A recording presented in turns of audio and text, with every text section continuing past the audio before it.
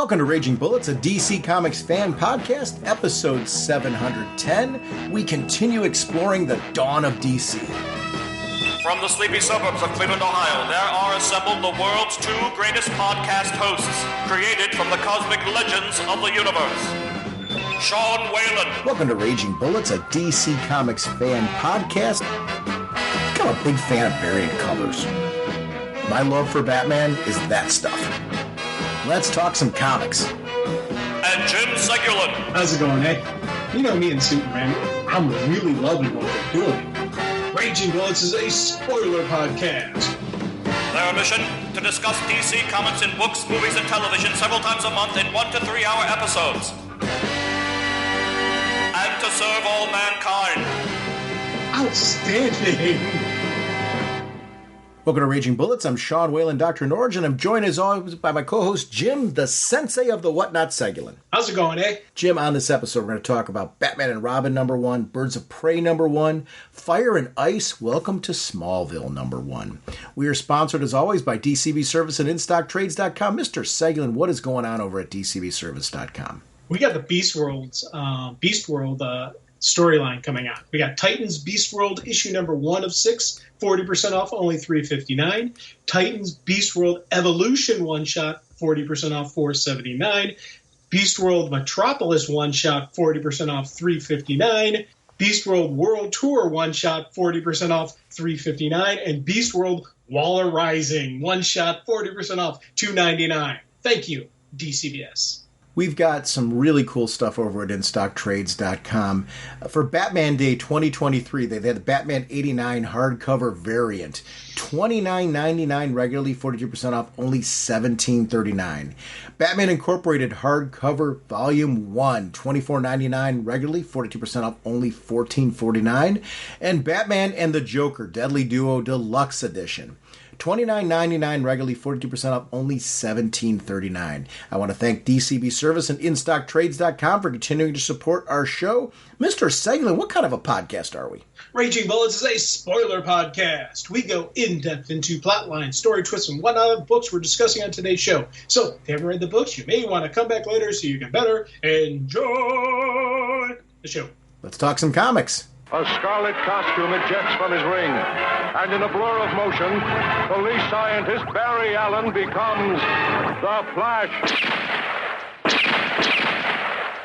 It was funny, Jim. In the morning yesterday, I woke up and I had a number of people wishing me a happy Batman Day, which I think is kind of cool now that like the Batman Day thing is getting known by, it's like friends of mine who are like more casual fans. You know, they'll go to the comic shop like once or twice a year, that type of thing. But I still think it's great. I think it's what this event does, right? It kind of, like other events, it draws people who maybe aren't usually hitting comic shops to make purchases and get involved. So what they had there is, I don't know if you got a chance to pick this up or read it. Batman, Catwoman, the Gotham War Prelude. Did you grab that? Yes. Did you read that 10-page story? Yes, that was cool. That was really, really a great story. It was basically kind of an origin of failsafe story. But they also had previews of, if you're not reading Gotham War, it had some previews to the initial issue and then some of the upcoming issues. So it was a nice little package that they put there together. But I ended up, as far as Batman Day goes, I ended up watching an episode of Batman 66. I ended up watching an episode of Batman the Animated Series just because, like, getting all these texts from people, like, I'm kind of jonesing for Batman now. And actually, one of the books we're going to talk about today, I reread again yesterday, Batman and Robin, just because I was into this whole Batman Day thing, into the whole Dawn of DC thing that we've been doing, actually, because we're talking about 3 great Dawn of DC books that I think is going to be really fun to talk about today. You want to start with Batman and Robin? Oh, definitely. And I can neither confirm nor deny what I did on Batman Day. You can't. I will say You can't confirm or deny? I cannot confirm or deny. Was it legal? But I will say that there were a couple of drug dealers who were beaten up by an unknown, very handsome figure. So that's all I'm going to say. Do you know who it was? I can neither confirm nor deny. All right. Jim, our first discussion this episode is going to be Batman and Robin #1. The writer is Joshua Williamson. The art and color, it's by Simone DeMeo. Steve Wands on letters. Simone DeMeo on the cover. Variant cover art by Stanley Archer-Lau and Kaelngu.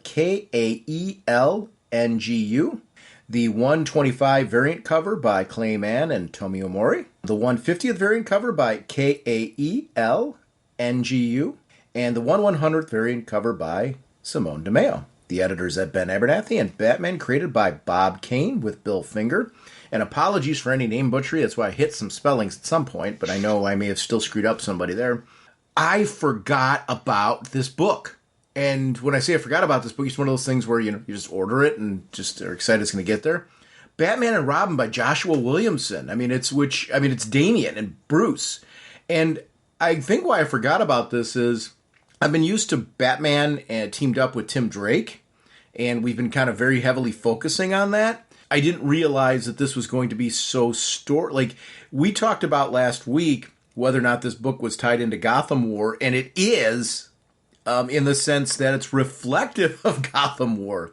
This is the Batman and Robin partnership, really spinning out of the events that are currently happening in Gotham War. I really, really, really liked this book. I didn't realize how much I missed seeing these two together. For fans of progression, which you and I are, this feels like a Damian and Bruce that are teaming up again, taking into account everything that's happened to these two individually since the last time that they really teamed up, since the last time that they really lived together. It's a very different environment for the two. And I love that aspect of it because it immediately feels fresh, but also it's like coming home. And that's something when a writer is able to get that out of the starting gate, it's just, this is what I want from a comic book. It's this type of thing where I feel like my characters that I'm following have a living, breathing, flowing life, that every event that I've read has had some impact on them and drives the story that I'm currently reading. I'm like, how did I forget that this book was coming out? Because it's like one of my favorite reads in a while. Oh, God, yeah, dude. I'll tell you, man, this was wonderful. It was flat out. I love this. The little monster is absolutely brilliant in this book. And, I think one of the things that I'm very happy with, and we're getting it. We're getting in costume and out of costume. Yes. I really, really wanted that. I was hoping we would get as much action, as much character development and whatnot out of the costume as we're getting in, and we're getting that. The sequences of them in the brownstone, just, Damian being Damian, but also showing there's some growth in Damian as well. And I like that. I like seeing, we talk about character growth, talk about how, but it's got to be a complete and total package. As a hero, they've got to grow. As a character, they've got to grow. And now we're finally getting the father-son growth. It's going to be a bumpy ride for them, but I'm hoping in the end things are better off between Bruce and Damian.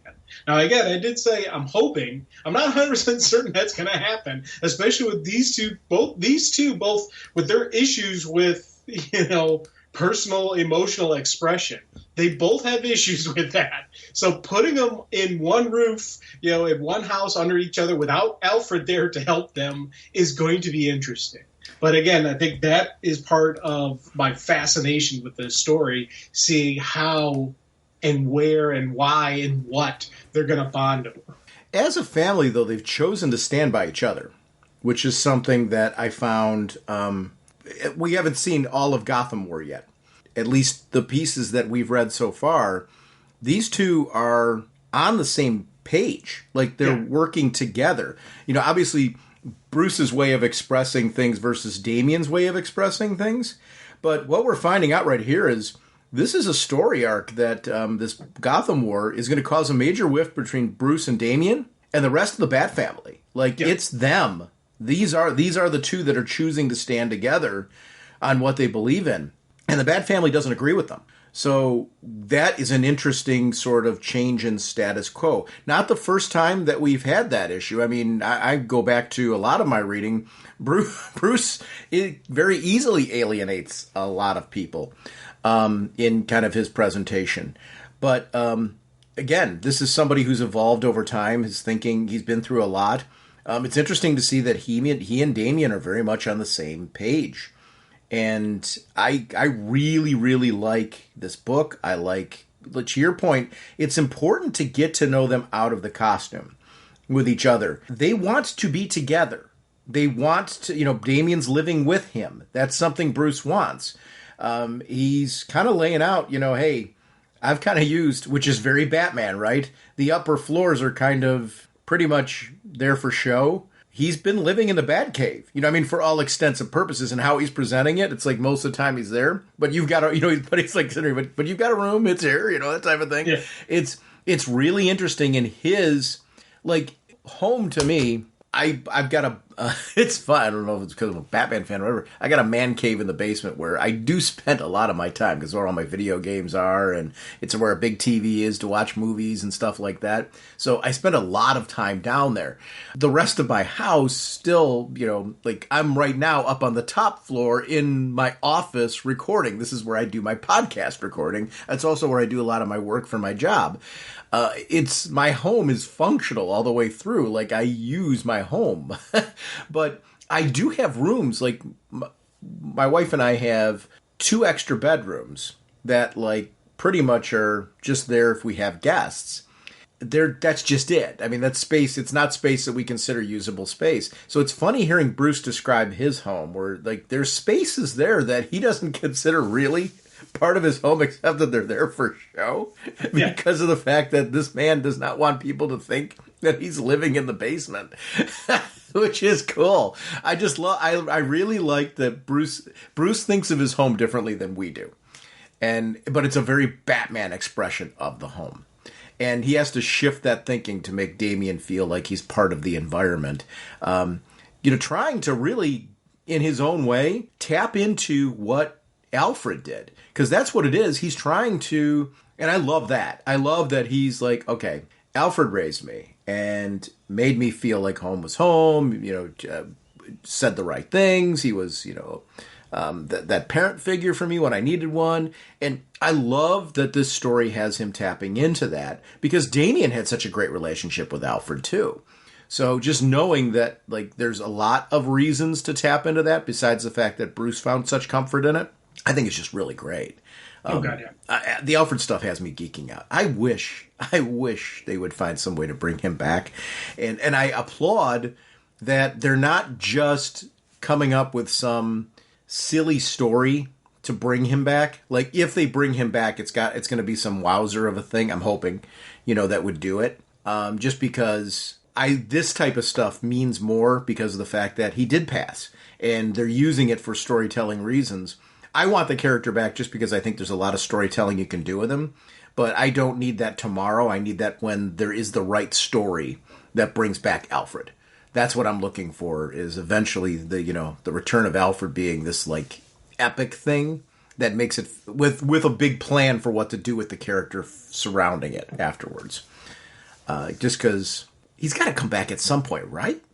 Yeah, he's got to. And it's funny, like you, I'm loving all the Alfred references of this and Nightwing and stuff with Jason Todd that he's going through. Yeah. Everybody was just in the Bat family was so directly impacted by the death of Alfred that it's not just a single bump. It is something epic. So for his return, I don't know what it's going to be, but it's going to be something eventually. And it's going to be a huge epic story. Part of me is thinking they're going to have to travel into the afterlife, and they're going to explore that. Now, we know Alfred did not go to hell. We know that for a fact. There's no way. So that means for them to go after Alfred, they're going into heaven, which I am absolutely fascinated by that notion of them maybe doing that. How do you know that some demon didn't do something to him? Well, true. Maybe some demon did something, but that would be motivation, I think. Because here's the struggle I have with some of what you're saying there. If he's in heaven, that means if ideally you'd be sitting there saying this is the right spot for him. He's earned this. How do you yank him out of that? Exactly. But which in itself is an interesting story too, though. Well, and that's why I think it would be an amazing story. Sure. But also I was thinking, what if somebody else died. And I'm specifically thinking, what if the little monster died? Because you know where he's going, unfortunately, because I think he's sold his soul a couple times, and in the process of saving Damian, that's when Alfred would pop up. Oh, I get that. And I think that would be kind of a neat thing where it's, these are a couple ideas I have floating around in my head as for the return of Alfred. I think that for me would be kind of like would be some really epic stories of dealing with the afterlife and what is the DC afterlife like. Because you think back to that period when Ollie was dead, and I still remember when he was talking to Ralph about Sue. He's like, hey, all you got to do is just talk to her. She can hear you. Trust me. I know. And it was that moment, and I still remember that moment. I was like, oh, yeah, he was dead. Oh, he's telling direct experience. Oh, that is cool. And then from then on, then the next page, they show Ralph talking to Sue. Just talking. You see the ghost image of her right there, listening to what he had to say. And then when Ralph died, those two were together as ghosts in a mystery. And and it was just they've done some really cool teases, in samplers in the afterlife. Mostly it does focus on hell, but they've done some teasers on the heaven side of it. And I think that for me would be a really cool story arc. But again, I'm just sitting back enjoying what we're getting. Because again, I miss Alfred, but I love the tie-ins, especially, as Damian's going through and looking at the house, he does see the picture of Bruce, Alfred, and Damian. Mm-hmm. That is up in Damian's room, and that should be in Damian's room because Bruce knows the connection that Alfred and Damian had. And then later when Damian's cooking breakfast, he again is quoting Alfred. Even to the point where the proper way to prepare tea, that's not I love that. Slaps him on the wrist. That's not how a gentleman does it. Exactly what Alfred would have done for Damian. I loved those references, loved those moments. Those were stuff that I was like, yes. Seeing the little monster doing that stuff, again, made me laugh and cheer. And again, I always call him the little monster. I will always refer to him as the little monster, but he is 100% a hero now. To me, there is no air quotes around the term hero when I talk about Damian. He is 100% the good guy here. But I love the fact that he does have that assassin mind. He does have that, that criminal element, in him that he was raised by assassins. He knows how an assassin thinks. But also, you think back, Bruce was also through his training, trained by assassins. He was handpicked to be the heir apparent of Ra's al Ghul. There's a reason Bruce was picked for that. Same reason why Damian has that same mindset. I love the comparison of these two. I always go back to whenever I start talking and thinking about Damian, I always think about how I always said Tim Drake should be the heir apparent to the Bat. He was always my heir apparent until they started Damian. And when Damian first came around, I'm like, oh, okay, he's going to be kind of neat. And then as they really started developing this character, Damian is the heir apparent to the Bat now. Not only just because he is his biological son, but because who Damian is. He and Bruce so much get each other that, it is that similarities that cause problems between the two of them. Oh, yes. They both have that stubborn streak. They both have those issues with emotional expression and whatnot. I love these two together. Well, Bruce is so aware of how dangerous he is that, again, he created Failsafe. I mean, Bruce knows he is just as dangerous as Damian. Mm-hmm. He has the ability. Bruce could go on a killing spree anytime he wanted to, and is so worried about that. That's why I started this talking about that story that was in the Batman Day book, just because of the fact that I think it so illustrates some of what you're talking about here. These two are alike, a lot more than I think as readers we often realize. It's one of the areas where it's, I think, more pivotal than ever for Bruce to tap into people other than himself as he helps to try and be a better role model and guide his son. He needs to tap into an Alfred, because of the fact that Damian's already got a lot of dad there. What he really needs is something that other parents, other guidance figures like Alfred, a grandparent, a great example of needing the other grandparent would bring. Because his other granddad is It just adds to the problem. Yeah. The maternal grandfather is not a good role model for young Damian. Yeah.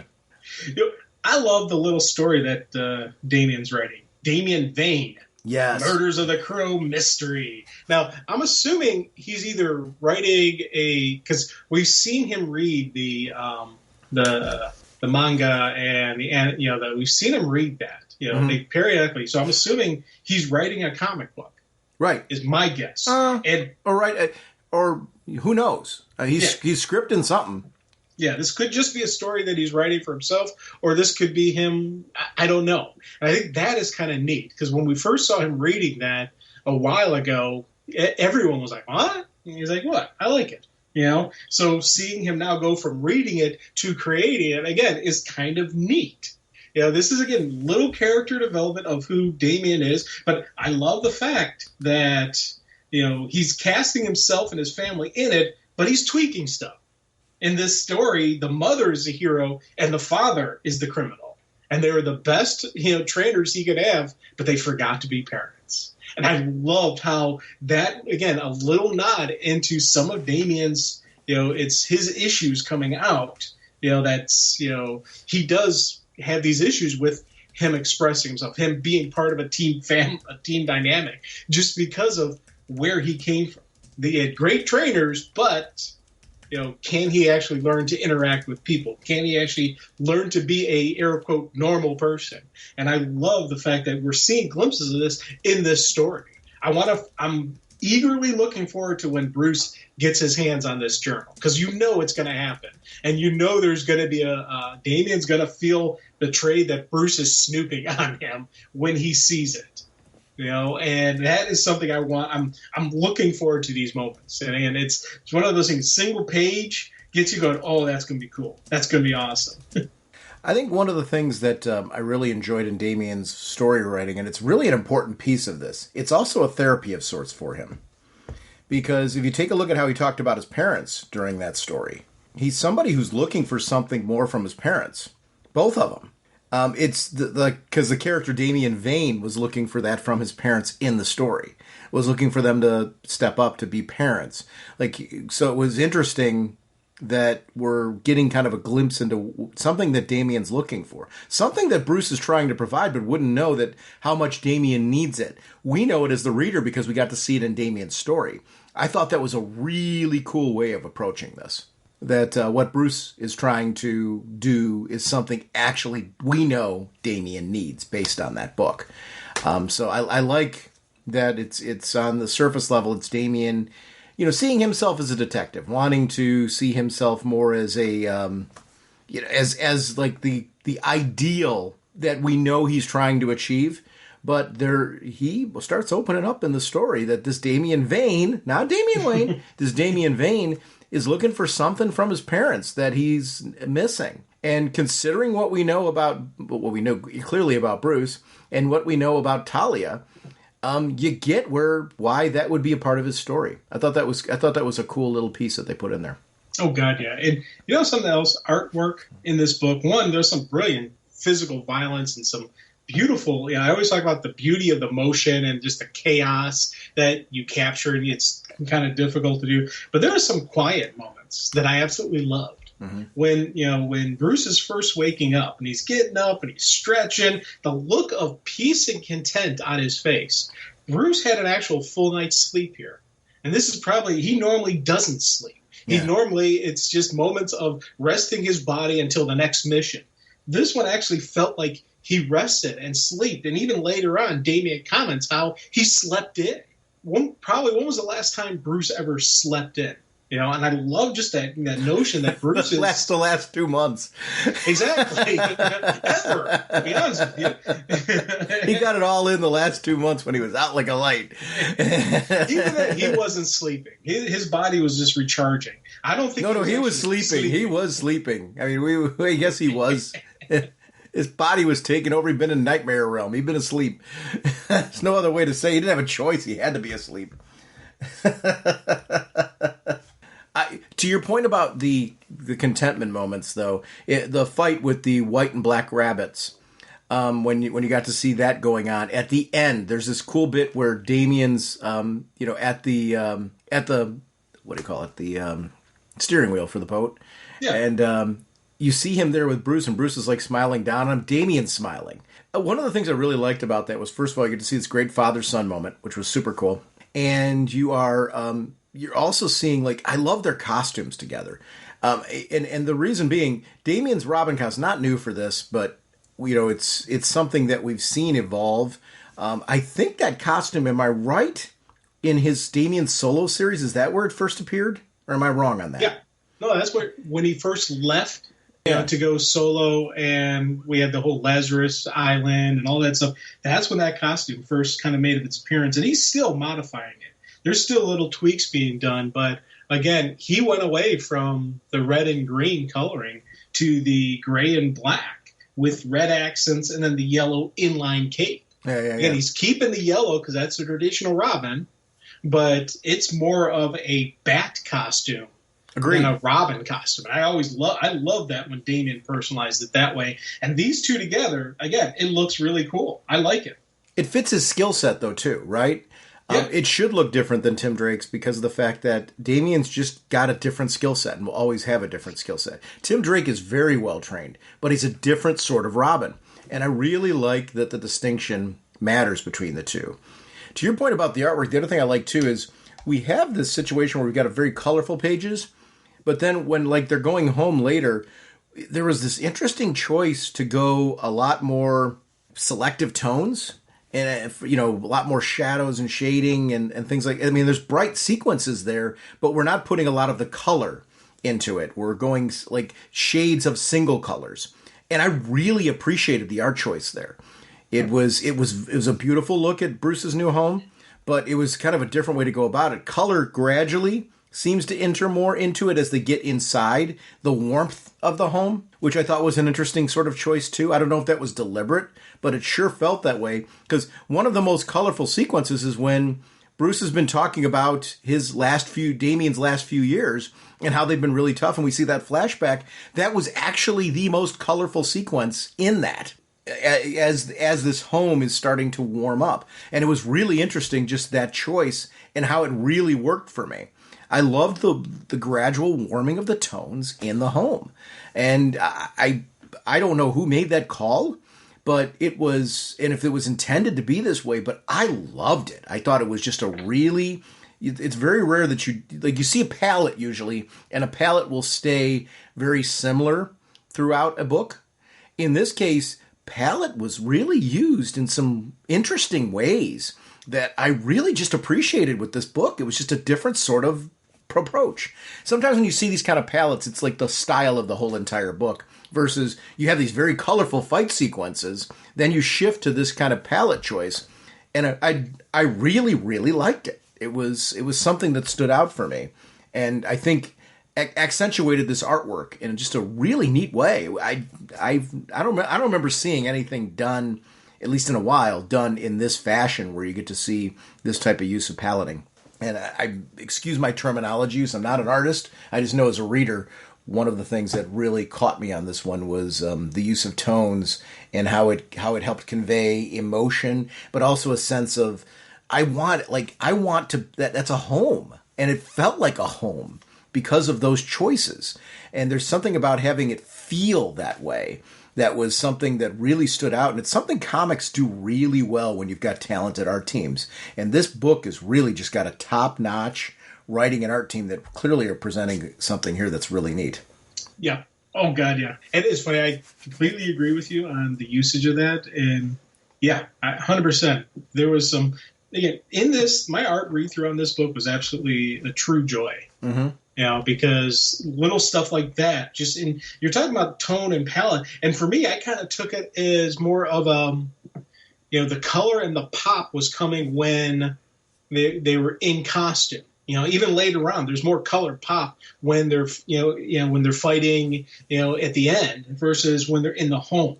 So it's kind of like, what's the real life to both of these two? The big debate has always been, who is Bruce Wayne? Is he Bruce Wayne? Is he Batman? Who is the real guy behind that? And to me, this kind of looks this was sort of that feel of, is this real life or is this fantasy? What is the deal? What's going on here? And I loved that it gave me that feeling and it gave me that tone. And again, artwork does a brilliant job with showing that kind of stuff. Even you look back to the point when Bruce is sipping the tea, that Damian prepares for him, and just a look of content on his face. And even later on, Damian makes the joke, you sipped it without checking for poison. Progress.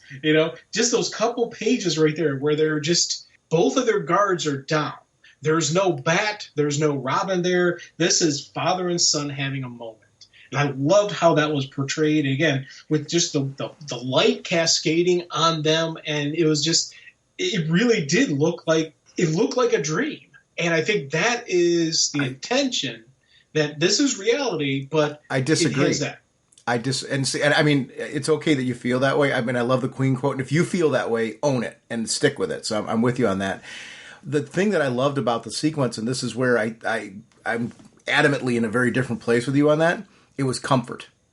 The sequence you're talking about where where Damian said to him that you didn't sip it for poison. These two are comfortable there. The way that they're analyzing the crime situation there, when they pull up that, they're sitting there comfortably talking through this. It's home. And there's just I agree with you that the pop happens in the action sequences when they're out being Batman and Robin on purpose. Totally agree with that. But this is not like I do not take home as like this dreamlike situation where they don't belong. It was just the opposite. What I loved seeing is a father and son who were comfortable together in this home. Very quickly, there was a comfort. They were comfortable together. And these are two people that I think you're right, traditionally aren't.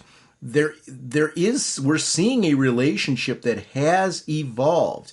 It's not where we would want it to be or that type of thing. I get that. But the banter between the two of them was a comfortable banter. These two are relaxing together. And it's strange in a comic book to say that there's a comfort in that. And I mean, you might feel it differently, and that's fine. I mean, I get what you're going for as far as like to you is the separation between perhaps the reality and fantasy of their duality. To me, I thought this was Bruce and Damian being Bruce and Damian and being comfortable being Bruce and Damian together. How often do we see Bruce Wayne being comfortable with anybody? Those sequences mean something when we do. It's something that I think the Batman and Robin comic traditionally, when you look back at Peter Tomasi's run, in particular, that was where he focused on family, right? The Bat family being together and seeing them in sequences you don't normally get to see with the Bat family. There was that holiday issue, right, where it was like just really, it was just heartwarming. And you don't normally get those sequences. This had that vibe to me where it was like, this is them at home. Like, oh, wow, it's a new home. Damian's settling in pretty quickly. But the two of them are doing things together in that home that no two family members would be doing together in any other family. But yet, comfortably doing it. And their connection of comfort is Alfred. I mean, the Damian making breakfast, I think you nailed that as far as it being, that was one of the coolest sequences in the world. The breakfast tea thing was sweet. But when you see these two over there, you see the color palette increasing and it's warmth. It's warm tones. They just really suggest to me comfort in a very, very different way than when you flip the page and you see like Damian's car. Now there's a very different color pop. We're in action sequence right now. It's a very different, this is not comfortable, this is badass. And there's a whole different tone here. Like we are going to go, there's going to be some business going down and these guys are running it. And I really liked that. Normally it would be like a jarring thing. It's meant to be in this case because it's like, what wake up call? This is where we're at right now and this is what we're doing. And they're investigating this doctor who they know is the original target of White Rabbit. And it leads to this really great sequence. I agree that 100% with you. When they're in that costumes mode, the two of them are in business mode, and they are just, it's flawless when you see them working together, especially when they're on the same page like this. And this is a example of it mirrors the previous sequence. They are outnumbered, and seriously outnumbered by some heavy hitters. Because we got Killer Croc already, we've got Orca. Then Man Bat shows up on scene, and you've got like a few other, creatures that are on. It is just this great battle that really starts kicking off. But there is another party, and this other party that is targeting them and using the bats against Batman was, I thought, was a very cool sequence. How long is that gas going to work? What does that gas do? Who is this party? What is their reason for doing what they're doing? There's something intriguing about what's happening here, especially with that cliffhanger, because they gave us a lot in this issue, and ended in a cliffhanger of like, ooh, this is something, using something against Bruce that he loves, which is so interesting. I don't know how much Bruce actually loves bats or uses bats as a symbol. Yeah. But that ending was real. It was an intriguing ending. Oh God, yeah, and just the henchmen with the animal faces. Yes, because I love those moments where Damian's going at him. Hey, why don't I help you with the mask? Who's wearing a mask, kid? And you're like, even Damian's like, your faces. How? And I thought that for me was a gripping moment that these people somehow have these animal faces on now. And again, it goes back to the very beginning of this issue when we saw, well, we didn't see, but we saw the goofiness going on in the Gotham Zoo. Whoever that is, whoever this new villain is for Bat is, that's where he was working on. So that's when he was doing the gene splicing. That's when he was doing the stuff with the animal faces. That's where he came up with this whatever attraction thing that the bats have towards Bruce. So I like this, that it was a really cool one page in the beginning, and then later we get a payout. Because throughout that fight sequence, you see him with the rifle, and he goes, begins with you, Batman, but first something you love must turn on you. And I read that, I'm like, oh no, he's going to turn Damian against Bruce. They had that great moment. No, it's not Damian turning on him. It's the bats. And I was like, oh, that is brilliant. Oh, that is cool. I'm loving this. So again, they did some brilliant stuff with just this, introducing this new villain in a page, giving us a little bit more later on. So I'm 100%, I have no idea what he's calling himself or she's calling herself. I have no idea what the deal is with this person, but I want more. Talk about a way to introduce a brand new bad villain and have me going, yes, after only a couple pages of usage. I'm 100% all in on this villain. I got to see who they are, what their backstory is, what's their deal. I got to know that. I think that for me was brilliant usage of this. Plus other little teases that we kind of quickly went over, with the possibility of maybe Damian going to public school. Well, not public school, Gotham Heights, but going to high school. So again, Damian going back to school, which that all, Damian out of the costume, dealing with with normal kids. Yes, please. I hope they actually do it. But I love how Damian's like, I'm smarter than the teachers there. This will do me absolutely no good. No, thank you. So that, again, is something I want to see that further on. There's so many things that happened in this first issue that I'm like, yes, more, please. Plus, add to the fact that Batman and Robin failed on their mission. Their mission was to save the doctor. Man-Bat flew off with the doctor. Man-Bat got away, so the bad guy now has that doctor that they were going to try to protect. So, in a way, the Batman and Robin failed. First issue, they failed the mission. So that in itself is kind of interesting. On top of all this other stuff that's being added onto this, I'm like, oh, God, yeah. This is how you start off a series. I wonder who that is. Is it? I think we got brand new here. Yeah, I could see that too. Part of me was thinking maybe Hush because of the bandaged hands. But, just because we've seen Hush go the bandage route. But, I mean, that was more me trying to, I admit, grasping at straws, trying to figure out. I think it's going to be a new one too, but I like this idea of this person's driven towards the evolution of Gotham, which fits some of the creatures that we've got there, right? It's all about evolution. Why are we taking the doctor? What kind of things are we leading towards? Evolution. This is going to be a very, very interesting piece because we haven't seen a lot of this since, this type of thing where Batman's dealing with creatures and stuff like that since Grant Morrison's run. And I'm curious to see where this is going. Storyline-wise. This was a great opening. It feels like a flagship book, which is really important when you're introducing a new Batman title on the scene. It's you've got to quickly, because you're competing with two heavy hitters. You're competing with the Batman book that's nailing it right now. You're competing with Detective Comics that's also nailing it right now in two very different ways. So if you're going to introduce this third book, you've got to establish it as, why do we need this? In first issue very quickly they established, yes. This isn't a want, this book is a need. Want to talk some Fire and Ice? Yes. Oh, no, you don't! Our next discussion is on Fire and Ice, issue number 1. Script by Joanne Starr. Art by Natacha, Natasha Westos. Colored by Tamara Bonvillain. Letters by Ariana Mayer. Editor Andrea Shea. Executive editor Chris Conroy. Cover by Terry Dodson and Rachel Dodson. Variant cover by Jen Bartle. Foil variant cover by David Nakayama. 125 variant Kevin McGuire.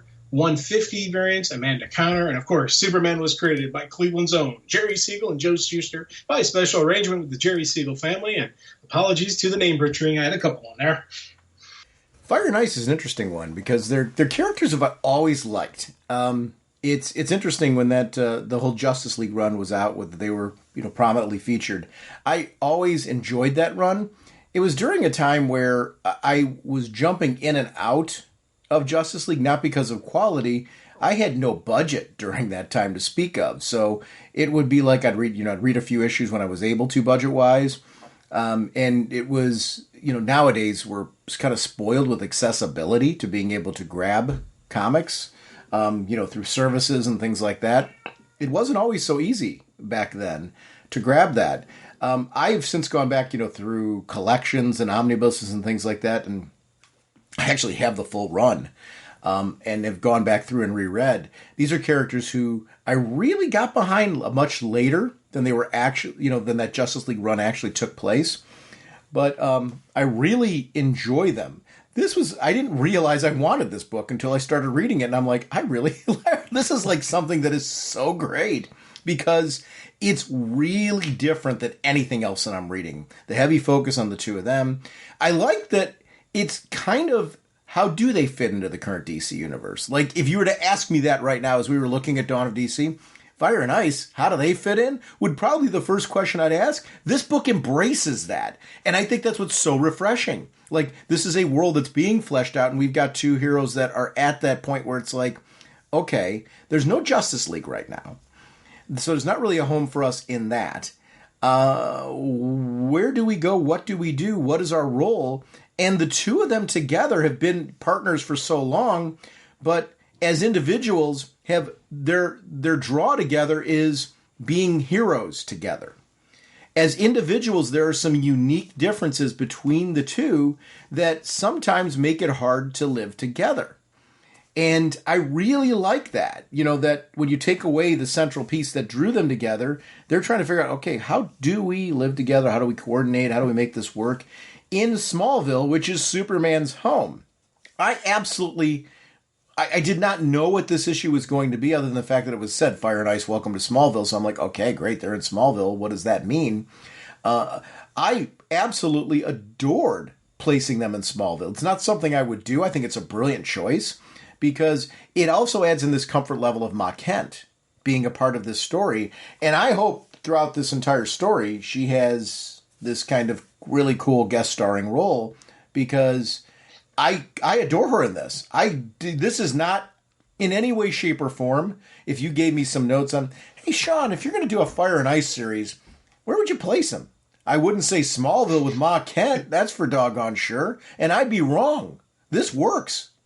At least that's my thought. Where were you at on this one? Well, first off, I absolutely love this story. This was a fun story. This was neat. This was good. And it was one of those things where I was like, I had no idea what to expect to go into this. So I was like, all right, okay. And I have basic understanding of who Fire and Ice is. I know enough of them. I read the Power Girl crossover, the Power Girl special one-shot, where you actually see them, where you see Superman sending him to Smallville. So I had, that kind of going into it. Mm-hmm. But again, it was one of those weird things. I was like, I never would have said I need a Fire and Ice story. And I'm still at the point where I'm like, I'm enjoying this. I really like the look of this book, and I love the story being told. Looking forward to seeing how we go from, where they burn, how do we get to the point where they burn down the big T's? Because you see that in the first page, and then you flip it, and it's 2 weeks earlier. So Fire's going to do something to burn down the salon. So I'm curious to see where that goes. But I don't know how I feel about this team. Really? With the Damian and we just talked the Batman and Robin. And I was like 100% all in. Yes, give me more, need more, continue this ongoing series forever. This one, I'm like, I'm curious as what's going on because it's a good story, but I'm not saying let's have an ongoing Fire and Ice. I don't know that I'm saying that. I don't know that I'm saying makes sense. It does. I don't want anyone to think I'm knocking it because this is a good story. Mm-hmm. I read it. I did my traditional 3 reads just for the show, but even that, I was like, if this had been a normal book, we weren't talking about it, I would have read it multiple times because it's a good story, and it's I really do like the art style. It's different than my normal go-to art style, but it still looks really cool and looks really good. It's, and again, talk about colorists, really doing a great job of, throwing out the mood, throwing out the energy, and completely echoing everything you're saying about Martha Kent. I was like, oh my God, she was awesome in it. And Elron, the robot, another really neat little character adding on into this book. So this is a solid, really great read that I'm enjoying, but there's just something that's not locking me in saying, oh my God, I need more. Now, depending on what happens next couple issues, my opinion may change on that. But it's a really good book. I'm just not vested in it. Okay. Yeah, Coach, we're in a different place on this one then. Now, when I say vested in it, I'm not saying it's my top of the stack, but that's because I'm not a huge Fire and Ice fan. I think that what the creative team has done on this one is they've crafted a story where I want to finish this story. Like, I'm in. I mean, they've crafted a really good story here, and I think that's the onus is on them to do that. I love the fact that it's the Fire and Ice in a wacky setting like Smallville. Ma Kent being in it's great. The robot being in it's great. I actually like the interplay between the two characters. Like, they've got me hooked into the drama. Like a fish on a hook. And I'm like jumping on that. My wife and I were watching, and we get into these shows every so often. We were watching The Bachelorette because we're painfully behind on it, and we watched the finale last night. And there's certain elements of this in a very strange way that remind me of that kind of thing. The relationship drama between these two that were going on. I'm kind of like, all right, they're hooking me into this train wreck. I want to see what goes on with these two and how they get back together. Ma Kent, having a confessional almost with Ice was kind of a fun little thing in this whole thing. And I was like, I'm enjoying this. I like that they're kind of talking to us in a lot of the sequences, which I think is something that's interesting. When you flip to the credits page where you're looking at it, there's a direct dialogue with the readers. I thought that was a great choice. It feels like, and there's no other way to say this, it feels like a cool indie book in the DCU. And it is two characters that you gotta pull me, if you want me to keep reading a Fire and Ice story, I'm with you. I'm kind of not really screaming ongoing yet, but what I am screaming is I want to finish reading this story. Yeah. And I want to see the end of this and where it goes. And I think where this story goes, kind of similar to what you're saying, will determine to me, do I want more from this? I think what it's going to determine for me pretty quickly is, though, I got to give this team credit. Because they took something that, like you, I'm kind of like, they're nice, all right, I like them. I do. I don't dislike the characters, but they aren't a go-to for me. This story is making me like this Joanne Starr, and I apologize if I'm doing a name butchery here, and the art team together in this book. They craft a really good story. I was engaged by the writing, I was engaged by the storytelling tools, the humor in it, but it was subtle humor, appropriate to the story that's being told here. It's pulling me in the right ways for two characters that aren't always, have never been really a top of the stack characters for me, just because I don't have the same kind of history. I did read International in Europe, in various runs, and I've since gotten caught up over the years in them, and I really appreciate those stories. So I read them more than you, but they're still, I'm with you in the sense that they aren't like, I said it earlier, if I'm booking a book, I'm not sitting there going, man, a Fire and Ice book set in Smallville sounds like a great idea. Until I read this, and I'm like, oh, it is kind of a good idea. This is like really working for me. I'm interested. It was a page turner for me. Well, and here's the thing. Again, I don't want anyone to think I don't like it, because it is a good story, and I do want to see where this goes and what the characters do. And all the Ma Kent stuff was absolutely brilliant. I loved how she says how fire is all fiery. That's her personality. Ice is the calm one. And I loved her, Martha's comparison, how Jonathan and I were like that. I was once a wild city girl once, and he was the quiet farm boy. And I do like the fact that Martha is sitting there and she's, calming Ice down, saying, hey, you guys will work this out, but you've got to be who you are. Yeah. You can't just let her run roughshod. You can't just be there. And I loved how she's giving advice without telling her what she's got to do. She's not being bossy. She's being Ma Kent here. And even later on, when she brings the book club by for the, to actually have customers at the salon, I thought those are some great moments. I was like, this is a really cool, usage of Ma Kent. And again, this is a great story. I'm really enjoying it. And when they introduce, the salon, they introduce the waitress, they introduce the person who's going to be working at the salon, who Ice just hires. Oh, okay, I guess. They did a great job with just that inner dialogue, that interconnection. So this has some really cool human moments. Yeah. That life moments of characters. So I'm 100% all in on this story. There's just something about it. I don't know. I can't explain why. I'm not ongoing. Don't misunderstand me. Yeah. I'm not trying to say you're wrong. I'm more sharing my experience with it versus it's not an argument. I think what's interesting and valid about this is for neither of us, these aren't characters that typically, Fire and Ice are not characters for either of us that are typically a draw. What drew me to them is this Dawn of DC thing right now. I think they're doing a great job with this initiative. So I'm if they're introducing a new book with some characters that I haven't otherwise, I'm giving it a shot because of Dawn of DC. What I was pleasantly surprised is I walked into this with you, I read that Power Girl special. I didn't walk into this with a lot of expectations. I know the characters more, I've read them more than you have. Fair, right? Because I don't think you've read all of that International in Europe run, have you, Jim? No, I have not. Okay. Sorry, right? This is the part of the podcast where it's so, that part, I have a history with the characters from that, but I'm like you. They're not characters that are usually typically a go-to. This story is crafting a world that I could potentially grow to become very attached to. I like that it feels like for no other way of saying it, it feels like an indie comic, and in the best possible ways, where it's very character driven. I like the cast that they're crafting. You're right. The girl who used to work there before, who's walking in going, do you got anybody that does this? And she's clearly reading the room that okay, this girl's got no experience. So this is my opportunity to make some money. They haven't talked money. She says, hey, and no cats. And by the way, I don't come cheap. And I love it. She's sitting there money has not been discussed here yet. But she's I got no job. And this is what I used to do. I can do it and do it well.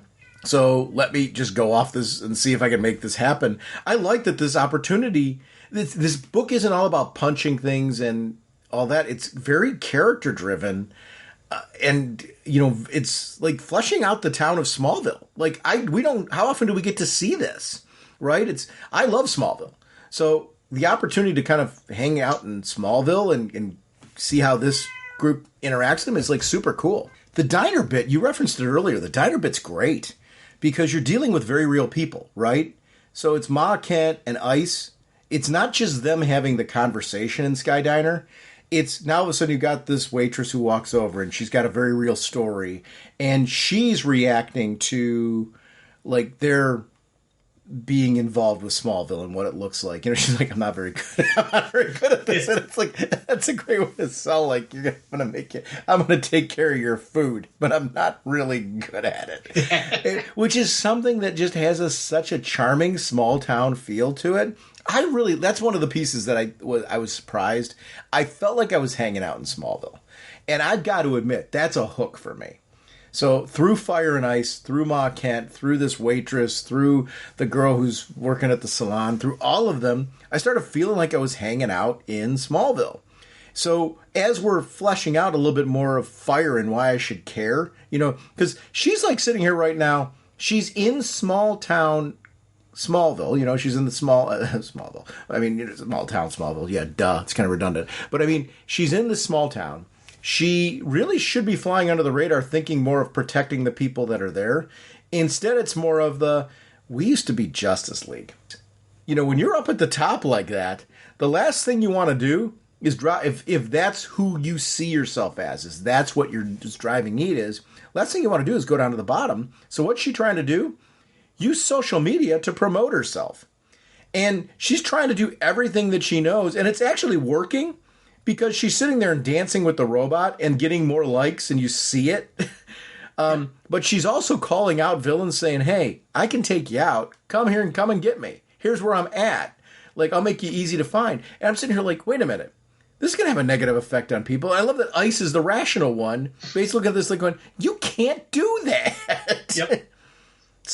I think that part of the story I found really engaging in a book that I felt like I'm picking up because it's Dawn of DC. I don't, you know, otherwise I'm not here at the dance. The banner's what drew me in.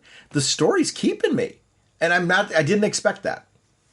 Yeah. And again, it's one of those funny things. I'm like, everything you're saying, I completely agree with you. And I really did enjoy this book, you know, and I want to see what happens between Fire and Ice.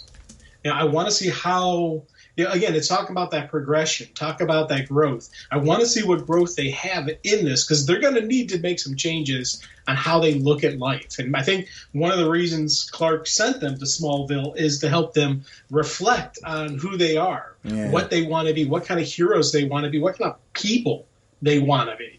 You know, and Fire completely misses that. She's like, he's sidelining us. He's putting us down. He's insulting us. He's disrespecting us, saying we should be in this podunk town instead of in Metropolis fighting big-time bad guys. And I love the fact that, you know, she's got that fiery energy, you know, to her, that hot temper, you know, and I want to see how that plays out. If she finally, what it takes for her to realize this is what's going on here. Relax, you know, learn from this, grow from this experience, because she really messes up where now granted, it's only King Shark, so that's kind of nice, but it's just King Shark right now. Who's going to come next? What's going to happen next? Is Intergang going to come to Smallville now? You know, what is going to happen to Smallville? And I love that concept and that idea on what this could lead to, how this could change stuff around. So they're doing some neat stuff, and I can tell you, one of the artwork stuff I really liked was when King Shark, they first show King Shark running in, they show Tam sitting there recording it. And later on, she talks about it, you know, how she recorded, how she's going to get a bunch of views, you know, and even with the Fires bit, when they're showing her on there, if you flip the one page, you can see the bit of the fan that's blowing on her to give her that wavy look. Mm-hmm. You know how you want that dun-dun-dun look? That you can kind of see the fan there. Elrond didn't crop it out, you know? So I was like, that for me made me kind of chuckle that, you know, you would have that, because it's a little bit of mistake. And like the little stuff that should have been edited out actually went up, and because she was doing it live instead of recording it, you know?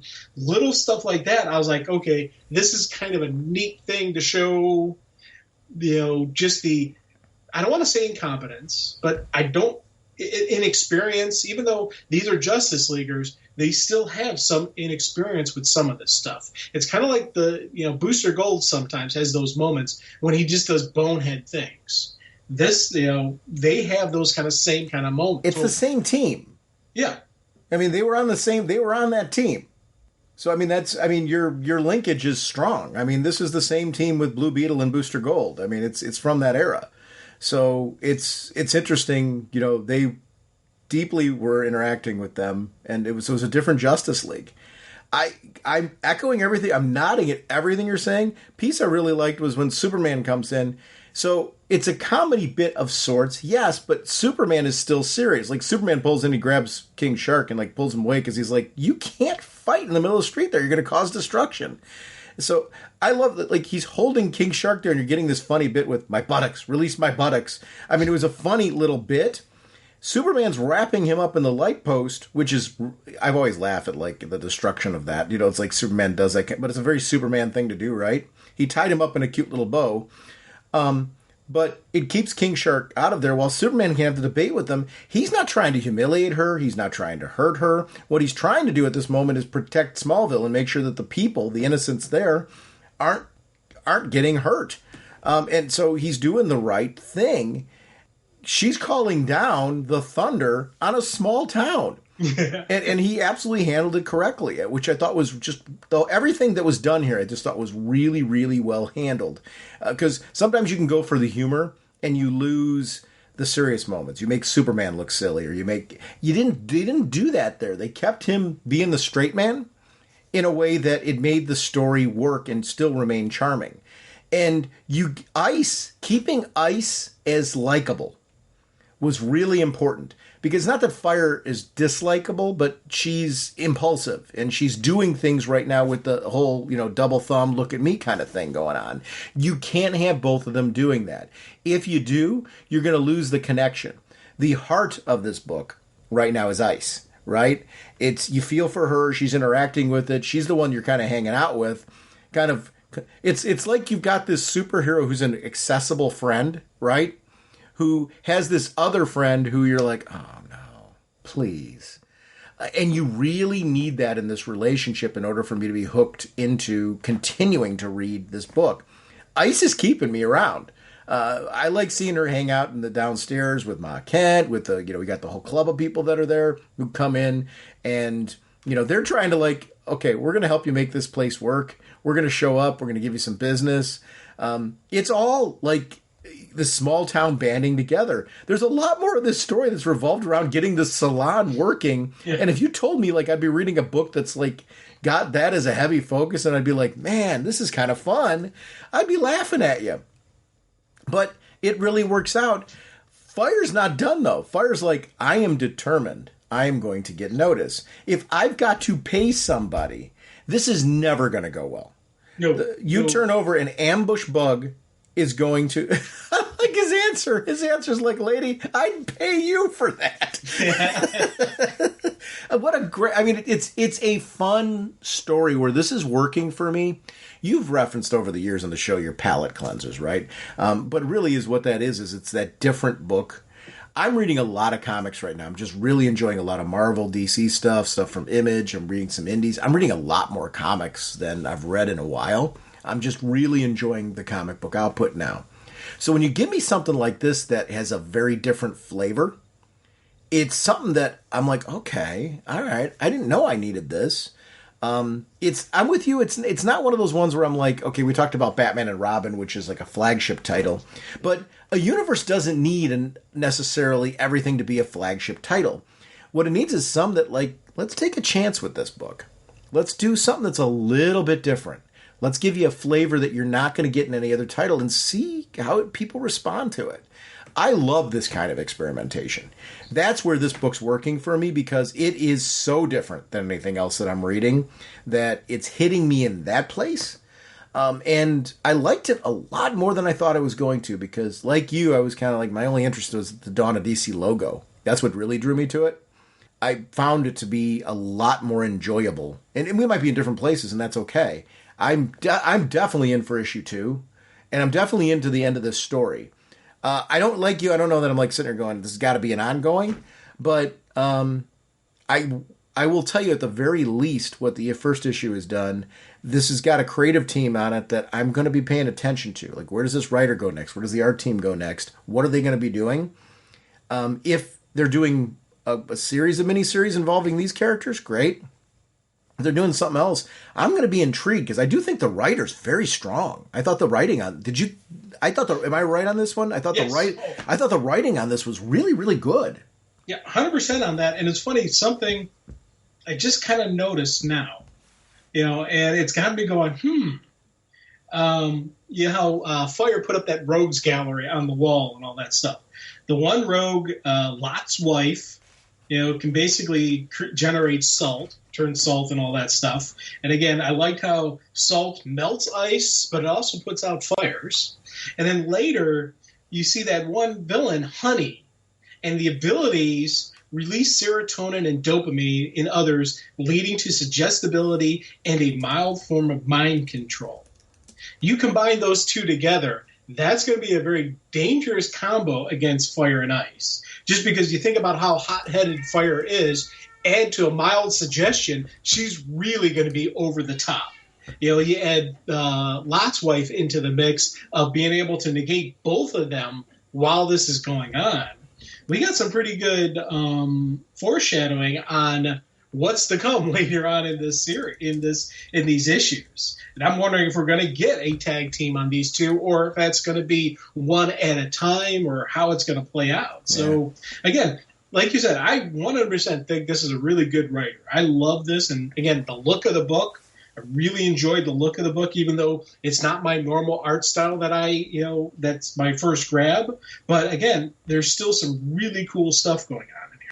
Yeah, it's interesting when you get these type of books that are experiments. Like I've said before, I never want DC to get away with this. Like, I hope this book generates with them, whatever they need money-wise in order for this one to feel like a worthwhile experiment.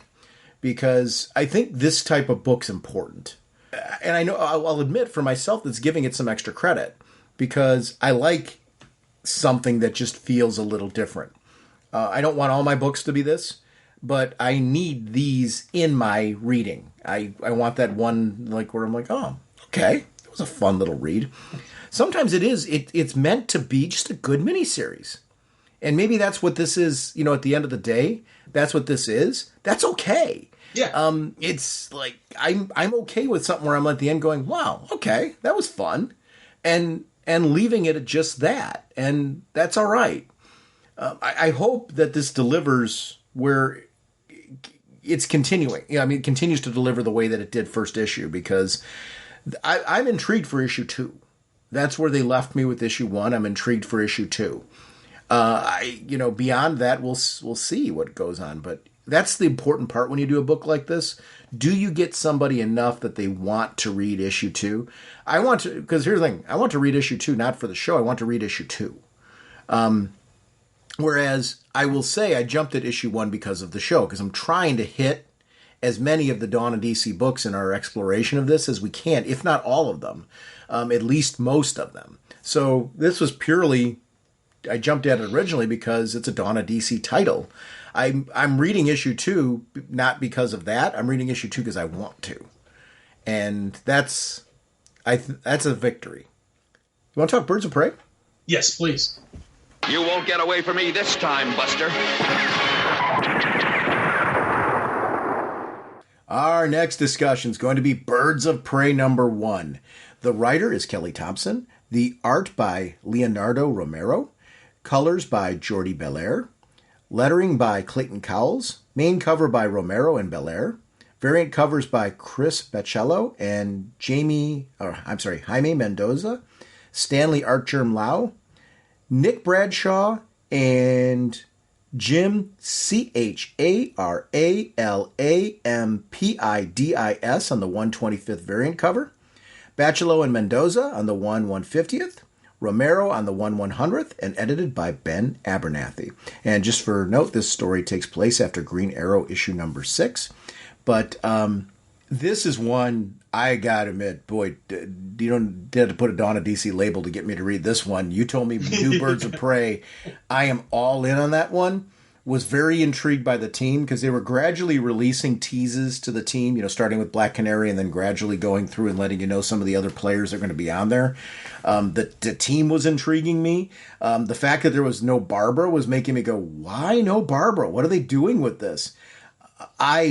From first page straight on through to the end, they had me hooked on this book. And I really, there's so much to talk about here. This, to me, is a very, very important title.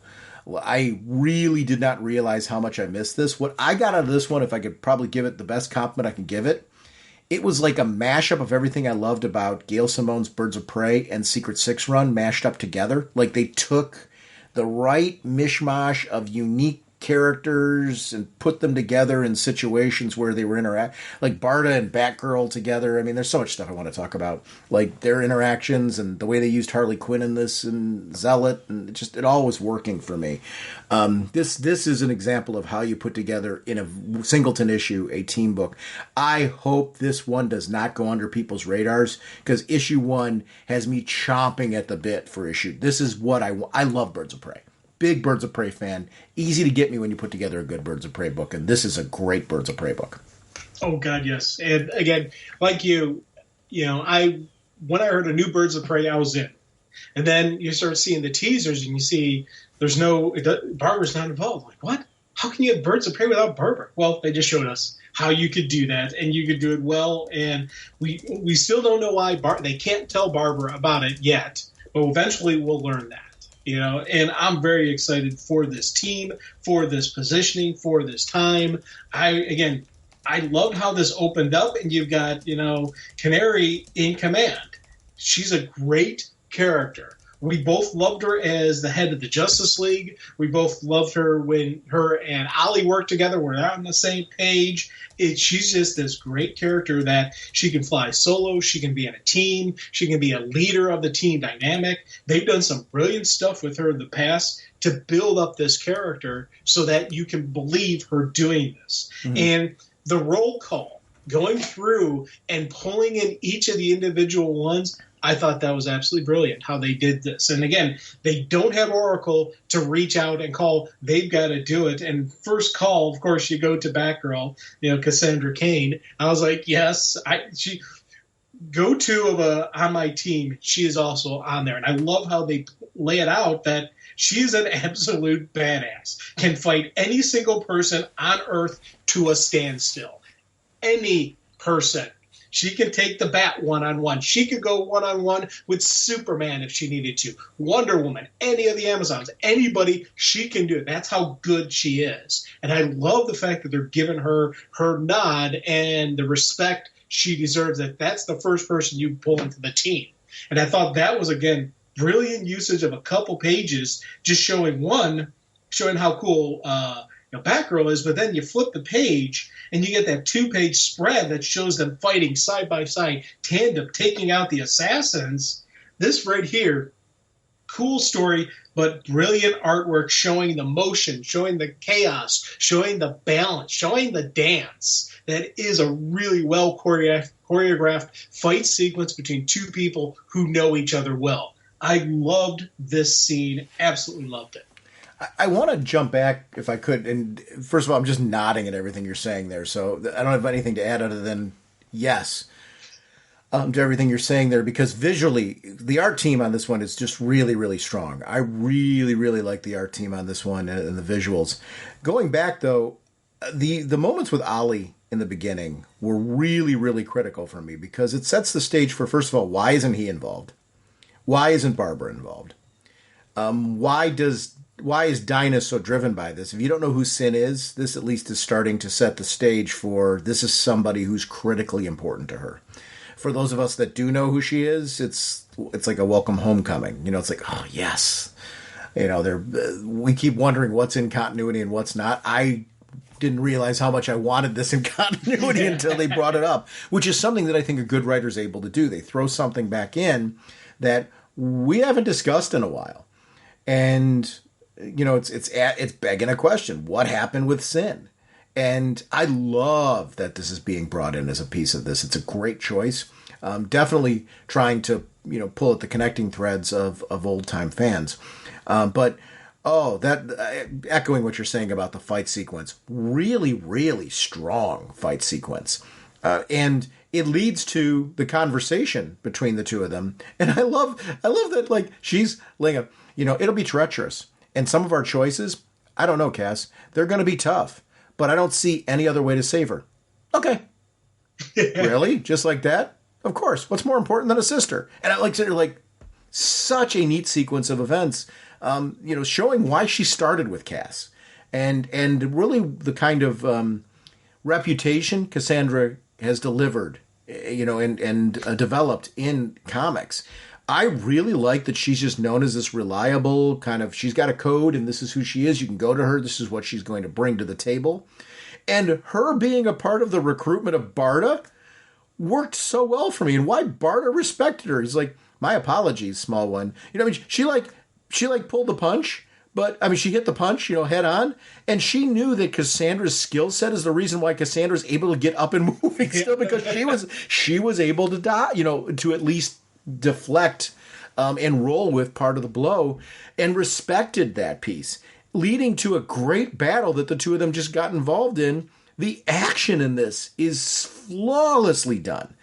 This is how you script action, like dialogue into action sequence that makes sense. It's not action just for action. It's action for the purpose of making you just go, this is a kick-butt book with kick-butt women who really belong together on a team.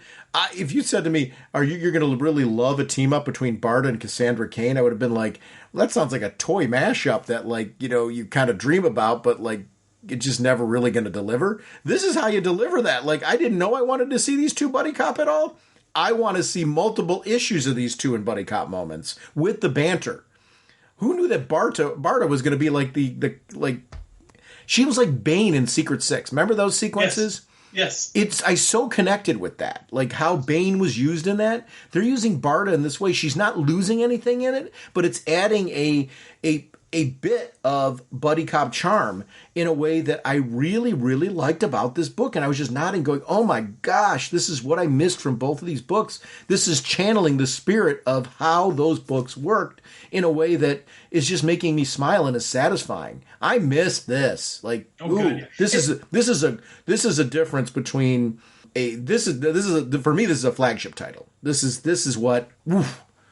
And one of the things on the Barda Cassandra fight sequence, I thought that, again, agree completely with you how I loved, again, the beauty of the artwork, just the dance. Yep. But the one scene when Barda does hit her, that initial thing, if you look at Cassandra when she's taking, when she took the blow, her arms are crossed over as if she was blocking the shot. Yeah, it wasn't just a thing. And again, nice catch on the art team to actually show the block. Yep.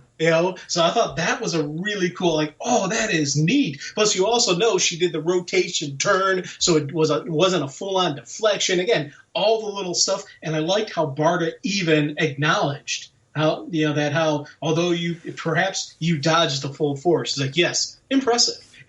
Again, really cool usage of these two together. Again, I'm not huge on Big Barda, of knowledge of her. I know kind of who she is. I've read some of the New God stuff. I've seen her in some stuff. But these two teamed up together was an absolutely perfect way to introduce her for somebody like me who does not know who she is that well. This was a great moment, and I loved this. Absolutely loved this. Yeah, that's the piece that I really liked. And Zealot, if you had told me that you're going to cast Zealot in a Birds of Prey book, I was kind of like, but that's something that Birds of Prey traditionally has done, right? There's been these characters that have been unique that have been put into Birds of Prey, and when the writers got a purpose for them, they end up using them in a way where they become some of your favorite characters. And this is really, really well done. Zealot being put in the sequences with Cole and what's going on, where Canary shows up, and we're not ignoring the fact that these are characters that have a history. I really enjoy that piece. Zealot owes Canary, and this is an example of Canary calling in a favor that she knows this is somebody who owes her a big favor and will deliver on that big favor in a way that you can count on this person to be there. There's an honor to that piece. I if you'd said I was going to be excited about Zealot in this book, I would have said I would have laughed. And I am excited. Like the team of four, when they're sitting around the table, they could have left it with those four, and you would have had me. You know, like this is perfectly great. Until Cassandra Cain is like sitting here throwing Harley Quinn out. Now this is brilliant because sometimes you throw Harley Quinn and you're like, she's just there for comic relief. Cassandra Cain presents a very different story here. I have never seen this presented this way, where they're using that flashback sequence with Gotham sometime last year, her and Harley Quinn fighting, and why she respects bringing her in on a team. She held her own and was a respectable combatant because of how she goes at things. She's seeing Harley Quinn for what she is beyond the exterior. And I really liked the justification. We get to see the sequence play out, and you're like, oh, she kind of got a point. And that was, I've never seen her really, I mean, Batman's brought her in as part of Team Batman. We've seen her be competent and all of that. I got that. This was like a different kind of continued evolution of like how you view Harley Quinn. And I really liked that presentation because here's the thing. The other three, they're like before, like almost were ready to go, are you out of your mind? Until she shares the story. And I like that they're like laughing at the fact that you're not really a great storyteller. I think all she said was frying pan, fish, eagle claw, no, leopard punch. Right. How is she doing that? Good if she leaves, I can. You know, I really think those were the only words she said in her story. Right. And I love the fact that we're in her head, right? But yes. The dialogue is what she's actually saying to them. I read it that way too, and I love that. Brilliant choice. Yeah, and again, because Cassandra can read people. Yes. Harley, you can't read because you're initially thinking she's going for the frying pan. No, she swung the fish. Then the fish goes over the head, smack, smack, bang, distractions. Eagle claw, no, leopard punch, you know? And I love just how everything, you know, the chaos that is Harley Quinn makes her the perfect addition to this team. She almost took Batgirl. That right there says something about how good she is. And I was very happy with how they did that, how they played it out. And again, I agree with Cassandra that Batgirl is the fifth for this team. This was a really cool moment, and especially when they go to pick her up, just the four of them standing there. I love how she's like, okay, I got a kill squad. All right, let's dance. You know? Harley's immediately thinking, these four are here to kill me. And she's like, I just said I didn't do it, which was great. Yeah. I really liked the bits where they were almost egotistically presenting this to Harley Quinn, like they were almost doing her a favor, inviting her. I like Harley Quinn stepping up, saying that, you know, this is never going to work anyway. And Harley's like, no, it wasn't. Because you came here full of smug hero attitude, thinking of little of me and acting like you were offering me some great opportunity and never actually asking for help or what I might want.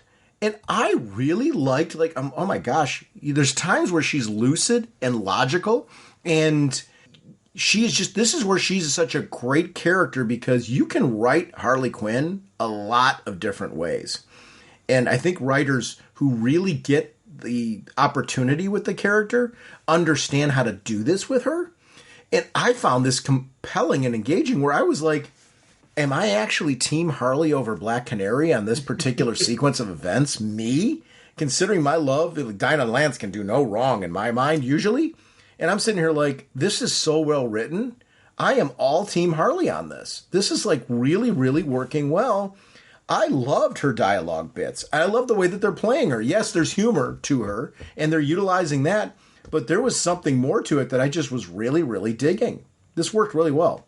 Yeah, oh God, yeah. And I love the reasoning why Harley is in on this. Because again, she's like, you know, when they say it's Sin, it's like, oh, Sin? I'm in on Sin. Cynthia, my sister. Oh, that little ninja kid? Wait, she's in trouble? And I love, again, it is because of Sin that they're pulling in. It is because she is a cool person. And I thought that was, again, really neat Harley moments where she's like, you know, hey, I don't like people messing with cool little girls. And any girl that's a ninja before 10 is pretty damn cool. Yep. You know, I was like, yes, right there. That is a classic Harley moment. 100%. And again, you tell me, if you would have told me before this was the team, I would be like, huh? Now I'm seeing it get built. They're building up. I'm like, oh, yes, this is a Bird's team. And just as I'm at the point where I'm like, it can't get any better, you flip the page, you know, and you get into the person who brought them together, you know, Meridian. And again, it was, you know, in the very beginning, Ollie and Dinah are talking, hey, being very cryptic about can't bring in, the only thing she's being cryptic about is we can't bring in Babs, you know, but you still don't know who it is. And now we learn, you know, and she's like, you know, from her time, some of you know me as Maps. It was so awesome. What? It was so awesome that it's Maps. I know, Maps. I was like, oh my God, grown-up Maps from the future comes back in time to save the world. Yes, yes. I am absolutely cheering here. And now I'm hoping this is actually the real Maps and this is not just a villain playing, but I absolutely love this. I don't know why they can't tell Babs yet. I'm really waiting for that moment, but they did a brilliant job I was already 100% locked on this team, wanted to see them, you know, wanted to see them work together, and then we introduced the fact that we have future Maps coming back telling them they have to break into Themyscira, of all places, and rescue her from the Amazons. I was like, oh, this is not going to go well. This is going to be awesome. Yeah, and we've got an Amazons attack event coming up too, right? Yes. So I don't know if this is going to tie into that in any way, shape, or form. This is a book that, oh my gosh, like, I love Birds of Prey. This being able to capture the essence of everything I've ever loved about Birds of Prey was just awesome. I loved this. This was a terrific read. Oh God, yeah. And again, it's one of those moments where you're just like, you're cheering and you're laughing. And they did a brilliant job with Harley and the level of comedy element that she's bringing, but it's not over the top that it takes it away from it. You know, just her little dialogue with the different people when they're waiting until Maps gets there. Yeah. You know, and just how she's doing her Harley bit. It's not a bit, it's kind of who she is. This is just natural for her. And I liked how she starts, you know, kind of bonding with she kind of bonds with Zealots a little bit, you know, over the need for that threat and danger going on. You know, and then later on when Maps reveals what the plan is, everyone's all stoic and she's like, aha, no freaking way. I was the same reaction. I had the same reaction. Like a human helicopter, the Flash rotates his body, rising faster, faster. Jim, let's touch on some of the most recent DC news from our Facebook group. And I want to thank everyone that's been posting. We haven't had a chance to jump over here in a while. First one, starting with Superman and Lois Season 4 gets a disappointing release date update. It's going to be at the earliest summer 2024 due to the upcoming strike. Where I get worried about stuff like this is, you know, I know it's going to be a truncated Season 4, if I remember correctly anyway, right? Wasn't that supposed to be a smaller Season 4, or am I wrong on that? I think that was a thing for this one. Yeah, I think so. Or they were pulling back some of the funding towards it. It was going to be a smaller cast or something. There was a fence around the show. My worry about that is the farther away you get with shows like this, we've been through strikes before in the middle of some of our favorite shows, and it's derailed some of them. If you look back at Heroes historically, remember Heroes had that really big run that was going on, and then there was a strike that went on, and that got truncated, and the show never really recovered from it, if that makes sense. This Superman and Lois is an important show to me. I hope when it comes back that it's given a fair chance and given an opportunity to showcase itself, because it's a good show and it deserves better than I think it's getting, and being kind of like the tail end of this series. That's kind of just my thoughts on that one. I love this. They've got a Batman Day meme that they posted right now where it's Alfred and Bruce and Nightwing kind of standing over Alfred's grave, having this emotional moment from Nightwing 100. And that was such a great bit. It's funny. I'm glad Batman Day is a thing, because I do, like I mentioned earlier in the podcast, I've got friends of mine that those type of things draw people to comic shops. I've got friends of mine that go during those big events when they happen, and they don't go other times during the year because they're very casual fans. And I think it's good for comic shops. I hope at least I'm making the assumption that those are good days for comic shops, and they end up pulling in some money at a time where, quite frankly, they've got to be struggling a little bit more than they ever have before. You're a niche medium, in comics. And I hope that that's drawing people in, and some of them keep coming back, especially lapsed fans who maybe are drawn in due to the Batman Day. Maybe they start picking up some books more regularly and stick around. Arlene Sorkin passed away, and we didn't really get a chance to talk about this one. It's just, obviously the origin or the origination of the voice of Harley Quinn from the animated series. I'm glad HBO Max added a tribute to her at start of some recently added episodes of Harley Quinn. I think it's important to note that she was such a big person, but it's sad when you see that talent go away. Boy, it's kind of shocking that we've lost some big people from that show. Yeah, we've lost some big names, some big voices, and it's one of those things that you think back to just the influence that character alone has had in the comic book. And it's not just the character, the writing, the creation, but just the life that she brought to that character is one of the reasons the character was pulled from the comic books, pulled from the TV show into the comic books, and then now is a major player in the movie universe. And again, when they do the voice, every time her character's portrayed in any type of medium, it's always compared to that voice, always compared to that original voice. And everybody's trying to do their version of it without, doing a watered down version of it. So it's kind of neat how, yes, it's sad she's gone, but it's one of those things where legends live on, legacies live on. And she really is a legend in this medium. So you hate to see people pass, you hate to see them go away. But it's one of those that statement of gone but never forgotten. So this Fables thing is interesting. I didn't know it was a thing that's going on. So Bill Willingham had put out saying that he was releasing Fables into public domain. But DC's fired right back saying that you can't because of copyright and things like that, meaning, for anybody that's trying to make new Fables work or release the old Fables work, it's not public domain. It's owned by DC Comics too. The sad part about this one, and it's where, we tend to focus so much more on what's actually going into the stories.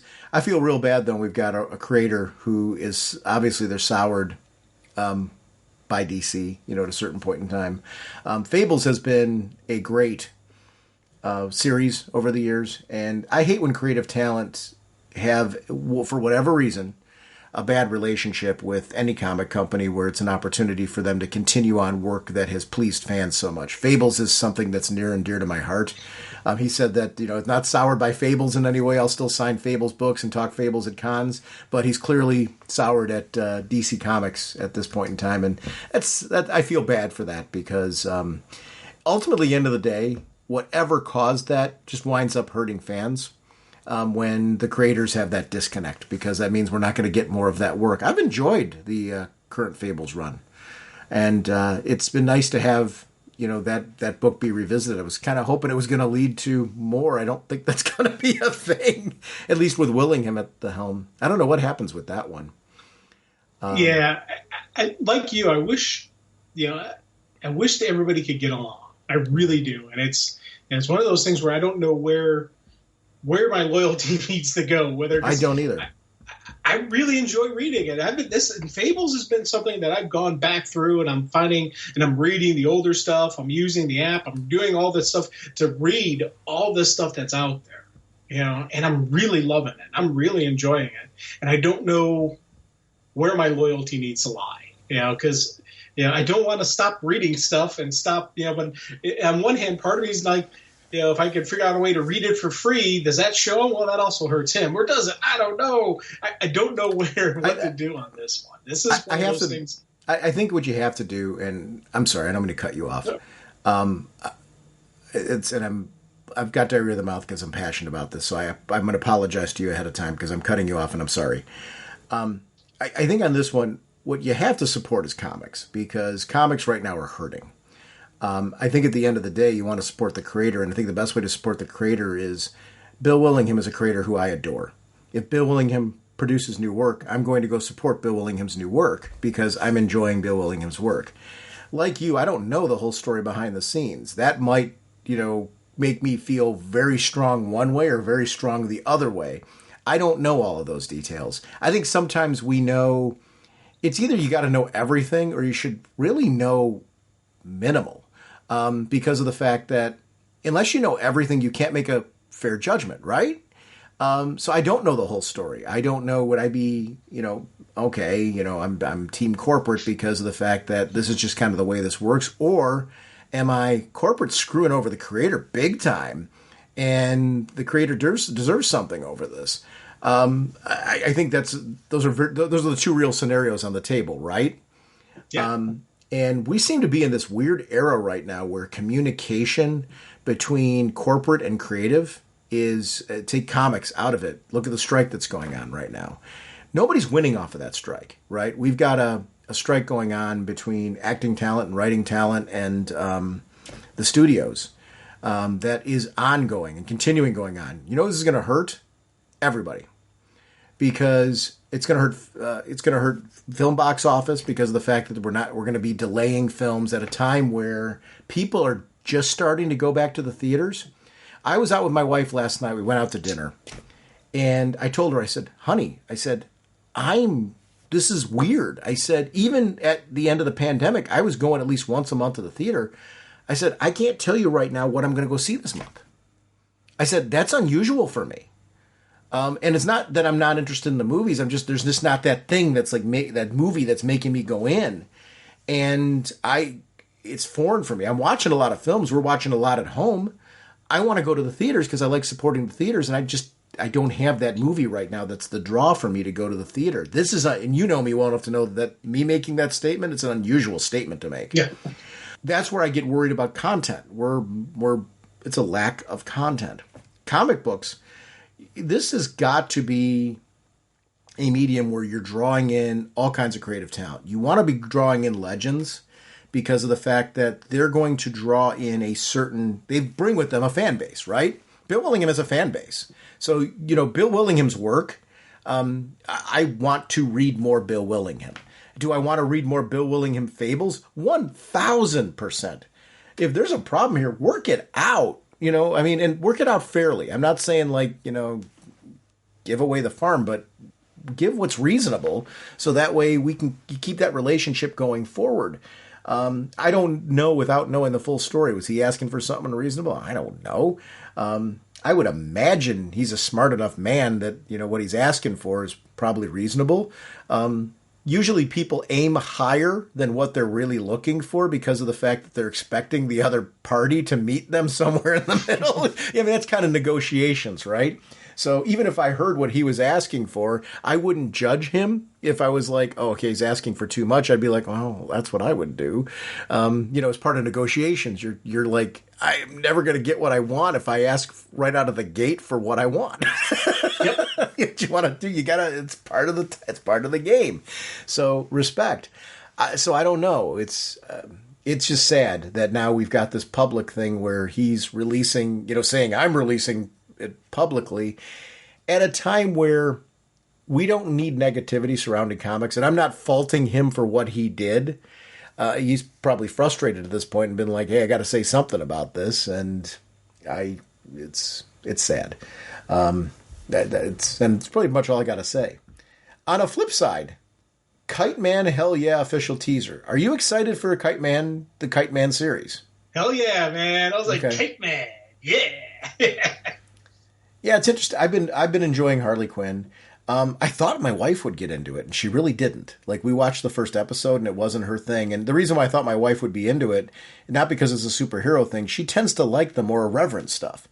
So it was something, I don't know if we just didn't watch on the right night. She loves that new Superman cartoon. Like, that one's really, really good. She's digging that. But Harley Quinn, we couldn't get into. I might try watching an episode with her again just to see if, somehow there's something. Because it's the humor in it, I think, is something that's irreverent. Here's the problem. I think my mistake was I watched the first episode with her exclusively. Remember our reaction to the first episode? We were kind of like, I don't know about this one. And then we started loving it. Yeah. So it is one of those shows that has kind of like this initial slow burn. But, wow. This Fund My Comic thing from September 5th, I actually signed up for this. I don't remember the actual end date of it, but I'm into a lot of these comic creators now going to find different vehicles to producing their comics. I love Kickstarters and stuff for unique comic books that otherwise wouldn't make it to the shop. This one's by Mike Barron and Pat Broderick. It's one of those things, and there's a link on the website. Even if the Fund My Comic, deadline has, passed, it's important with those, if there's a book that you've missed or a campaign that you've missed, this is true of comics and gaming and stuff like that, they will release these things and you'll be able to buy them later. So definitely follow it. Go to the website that's behind it and see that one. This is a Western, dude. It's right up my alley. I don't know how familiar you are with Mike Barron's work, but Mike Barron is a terrific, terrific writer. This one it's worth definitely checking out. I definitely will. Yara Flor. It makes me miss her book. When I see that. We see these sketchbooks and things like that. Amanda Connor's got an Indiegogo going. It's a Dynamite sketchbook. It's just a wide variety of her artwork. Vampirella, Red Sonja, things like that. And anything Amanda Connor, I jump on board. Are you into, so it's funny, as we, over the years have talked, do you get into sketchbooks? Like, what is your kind of thing with that? I'm very into it. Actually, there's a couple whose sketchbooks I 100% would jump on. Yeah.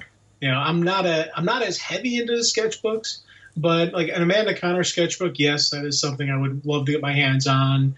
Obviously Freddie's, because I love his work. Sure. There's a couple, the artists who are on my list of people that if I see their name on a book, it'll pull me into the book. Those are the people whose sketchbooks I would like, yes, I'm all in on that. So answer your answer, yes, I am, but it is something that it is a very small list of people that I jump on those things.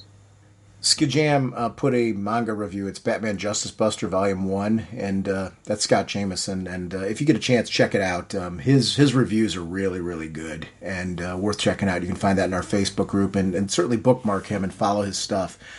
He's been around a long time and really has some great insight. Frank Cho is doing a Supergirl Special #1 variant cover. I'm really excited for the Supergirl. It's October 31st, his cover is going to be released. I'm really excited for the Supergirl special. I love the character and want more Supergirl. And he had that series, Fight Girls. Yeah, yeah. Yeah, because that was, again, there's a Kickstarter thing about his Fight Girls director's cut.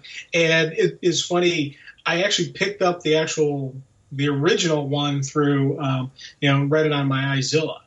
And that was a really cool series. I like that. Frank Cho is one of those names where when I see his name on a different project, because what I do is I search by the writer's name, and I start seeing what other books they've done. I'm like, oh, let me try that one. I like that Fight Girl story. So the DC animated release of Crisis on Infinite Earths is reportedly split into 3 parts. So this is reportedly. It hasn't been confirmed yet. But to me, if you're going to do that story, because we've seen truncated versions of it, and they've been good. But to me, if you're going to do the animated release, I hope this rumor's true.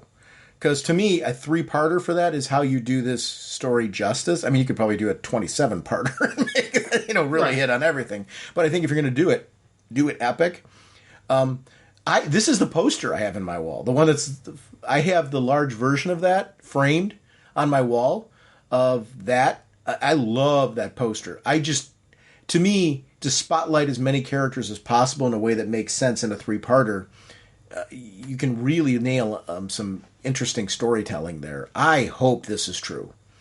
I'm just excited, to me, that they're continuing the animated stories. That they're really hitting this. I hope this happens. Yes. To me, that's. Do you like the multi-parters when they release them? Yes, 100%. Again, just like you, if you've got this epic story, we need to spread it out. Yeah. We need to actually do that, and let's handle this, give it a full story instead of trimming it down. This is something that this was over 12 issues, right? The original story. So the original story was 12 issues, but there were so many tie-ins that went along with it. So it was a much more. Now, I'm not saying you have to hit every tie-in when you're doing it, but I think you can bring the right story beats to a 3-parter that I think would make this a satisfying film that feels like it's really representative of that 12 issues. Yeah, and again, with all the striking going on, who knows what's actually going to get when and what is going to get made is something that always gets me. But I 100% agree with you. We need multiple parts on this one. 3, I think, is a good number. I would go as high as, personally for me, if they did a 4-parter on this, I wouldn't have an issue with saying I wouldn't even blink an eye thinking, oh, that's too much. 4. Once we get beyond 4 for this one, maybe I would start thinking, unless they say, hey, we're bringing in all the tie-ins. I'm like, oh, okay, that's a 6-parter for me now. You tell me I'm doing the main story and the tie-ins, that's a 6-parter for me. Yeah. I'm like, yes, I'm all in on that. So the classic story itself in 3 parts, yes, 100%. Yeah, especially if you take a look at this being done in 3 parts, you're almost realistically you're almost covering 9 issues worth of content. If you kind of give yourself like a half an hour for each part, and you're like, these are 90 minutes typically. In their releases, you're getting to 9 issues worth of content. Then, figuring like, okay, we're going to truncate some of this to make it work. You're still giving yourself a very meaty story with 3 parts. That's super cool. Last thing I want to end off with is talking about Aquaman. So, because there's been some trailer, there's more news. Please go to our Facebook group. There's so much more news to cover. We've missed a lot of it and not being able to check in as much as we would like to with this, but I wanted to hit some of the most recent stuff. So, the Aquaman trailer has been released again. Another Aquaman trailer. What I want to talk about is where are you at excitement-wise for this film? So, take any of the nonsense out that's going on right now. As far as kind of the disappointment over some of our recent DC releases. You as a fan, having seen Aquaman 1, is Aquaman 2 still on your radar? And where are you falling at excitement-wise for this one? I know that's kind of a loaded question, but I'm more asking generally, what is your pulse on just being a fan who, I know you loved the first movie as much as I did. Where are you at on this one? Actually, I'm getting more excited again. Mm-hmm. The energy, and again, the trailers for me did a brilliant job with this, because I was wondering how much modification was made, because of all the nonsense that, the actress went through on this with her own death. But you see the interviews where they talk about, we didn't limit her time in this movie. This is how she was originally written. Then you see the trailers and you see him, okay, this is Arthur going off on his own.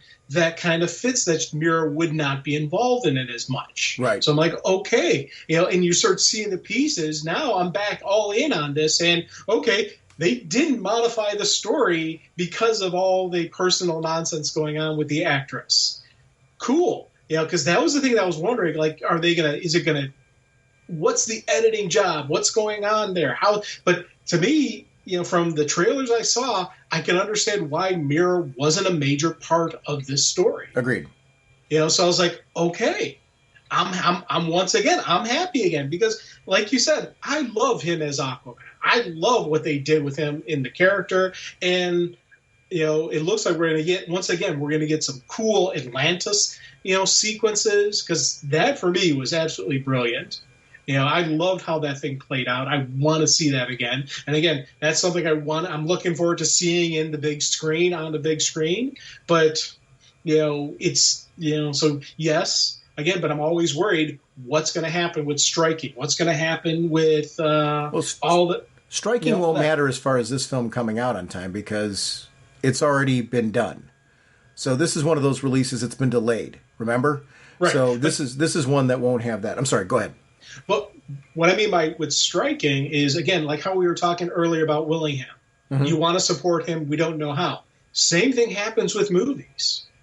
People do have a fear of going to a movie theater because they don't want to support the corporate. You don't want to support the companies that are, against the, are in a sense, are we crossing a picket line to go see a movie that's been done already? No. Or are we not? And that's the thing I'm worried about with Aquaman. As this strike continues, are people going to start thinking that way? So, are people going to say, hey, don't go see it in the movie theater because of that? And I'm worried about hurting the movie theaters because, like you, I want that medium to continue. And I'll tell you right now, I'm going to see this in the movie theater, even if that's the mindset. Even if I have to cross a physical picket line, I will cross it to see this in the movie theater. Are they? But I am worried about. Is that I am actually worried about that. I haven't heard anything about people being prohibited from going to see a movie theater. And I don't think that's the thought process of any of the talent that's out there. I don't think they want their films to bomb. I think what it is it's no new content is being created, which is ultimately going to hurt the studios. And that's where it hurts the theaters. I don't think anybody out there is saying don't go see the movies. Don't go, don't watch the TV that's out there. I don't think that's a thing in protest. Am I missing? Well, it's not yet. Hold on. It's not yet. But I look at human nature. And this is one of the things about me that some people think is a strength, some people think is a weakness.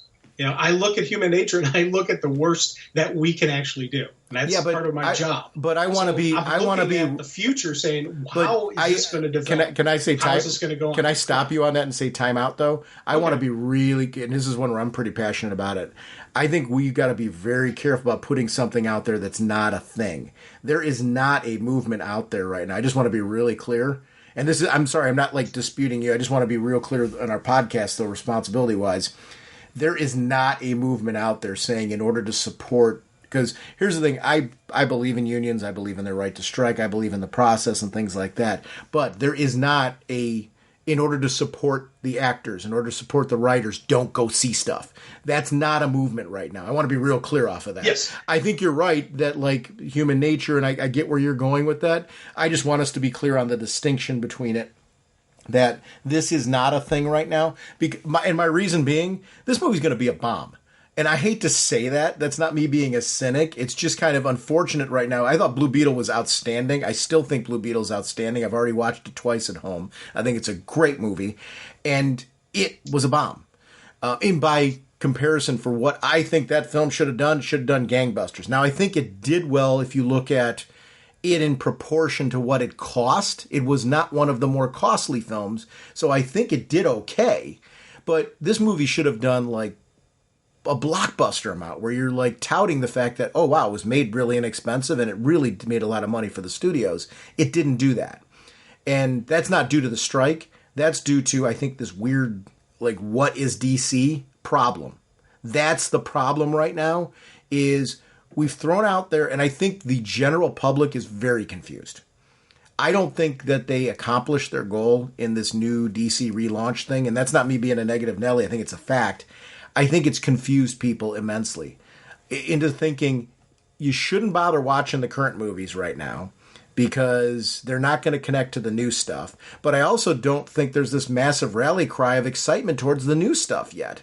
Yes. And I get that because it's very early. We don't see, trailers to new stuff. But I think it's a mistake. Storytelling is storytelling. And the way that multiverse works in comics and stuff, this Aquaman movie that's coming out is connected. It's connected because this is a multiverse of storytelling. So, yes, it's not necessarily going to be, quote unquote, part of the new continuity, but doggone it, Flashpoint already connected it. Yes. The Flash movie, that already connected all that. There's a story out there that ties all this up into a neat little bow if you want it to. It introduces that concept. Marvel's been doing a killer job of introducing what the multiverse is. I mean, it's sad that Marvel's doing, I think, a better job of introducing the multiverse than DC has. But some of that's not DC's fault. This is just plain weird. Good movies are not doing well because of weirdness. I grew up with the whole DC versus Marvel stuff, being a DC and Marvel fan. There were times where I was reading more Marvel. There was times where I was reading more DC, and I never wanted to see one company trounce out the other. I did want to see Superman and the Hulk fight. because it's darn cool. And yeah, I wanted to see one of them win, but I also wanted to see them hug it out at the end. That's what's supposed to happen. That like they're supposed, like Marvel and DC characters supposed to hug it out at the end. That just is what's supposed to happen. And those are my favorite stories. X-Men Teen Titans, great crossover. They hugged it out and they teamed up together, and that's what made that a brilliant story. And boy, did those two teams look good together. That's a great story, by the way. We're seeking out. But that's kind of the thing. I'm worried about Aquaman. I'm sorry to cut you off on that piece. Your point's well met in the sense that you're like, human nature has been like, people sometimes get it wrong and they start supporting things like, now we're not going to go to movies because we're supporting this. Your point is so valid as far as this is going to hurt theaters. That is and that's why I cut you off, and I'm sorry. There's a passionate piece behind that. Theaters are getting hurt already. They didn't need help. This strike hurts theaters. Big time. There's the studios and they're just going back. I think it's this coming week that they're going to go back to the table. What took so doggone long? You should be at the table every doggone day until this is done. Sit at the table, talk this out, and find a way to make this work, because you are hurting people in the scenario. There's acting talent and writing talent right now that aren't making what they should. Find a way to make that right. And without killing. Here's the thing. Movies are a business. TV's a business. All this is a business. Respect. You got to make money as a business. When you're making these huge profits, though, find a right balance where you're taking care of people that they need to be able to make a living at this. That's where my head's at the end of the day. I can't pretend I understand all the intricacies, but also with stuff like new technologies like AI and stuff like that, make that an ongoing discussion. I think we're still learning about what AI can do and the implications of AI. So come up with an initial agreement and put together an AI. Here, I'll help you solve the doggone AI thing. Say, this is our contract this is what we're going to do right now, year one, AI. This is what we're doing. We're going to come back and we're going to have a committee put together with people from both sides that are going to be analyzing this year over year as we learn more about this technology and revising it. Because how do you make rules about AI right now when people are still wrapping their heads around what that bad boy does, right? It's technology that's not going anywhere. Its usage is just going to increase. And I get that. People should be, how do we correctly compensate people? How do we even determine what belongs to the original creators and what is truly original and fresh out of all that? I think that's something we're still wrapping our heads around. I don't know how you make set rules about that now, other than saying we're going to take an initial stab at it and put together a committee that's going to keep analyzing this as we learn more and get more educated on it. So that way we're in good faith working towards proper compensation for people. Because that's a good faith thing, right? You've got to put together a committee for the purpose of saying, we're going to keep talking about this technology and how to compensate people. There's ways to fix all of this. There is. And some of it is to be at the table in good faith and build trusting relationships. That's what needs to happen here. This not talking stuff and having this stretch. This strike has gone on way too long. And I'm not faulting. I don't know who to fault for that. That's kind of where my head's at right now. And other than the fact that there's conversations to be had, have them. And stop hurting.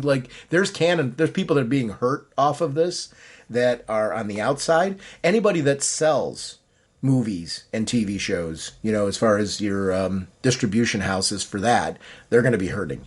Anybody that runs a movie theater is hurting. There's so many things that get hurt because of this. Streaming outlets are going to be hurt.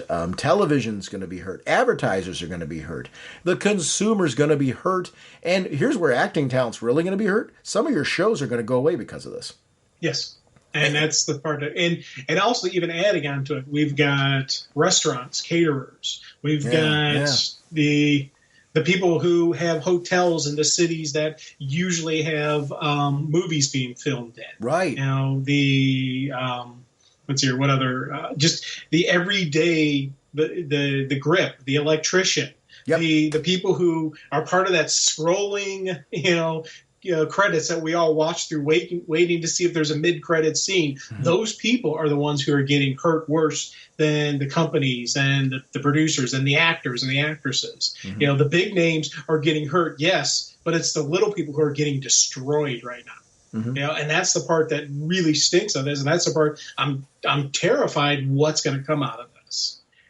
Because who can survive this? Who's going to make it through it?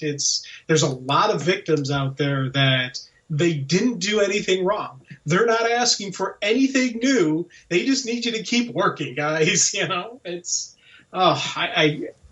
it's one of those things, man, where I feel horrible about this, and I hope we still have some type of industry.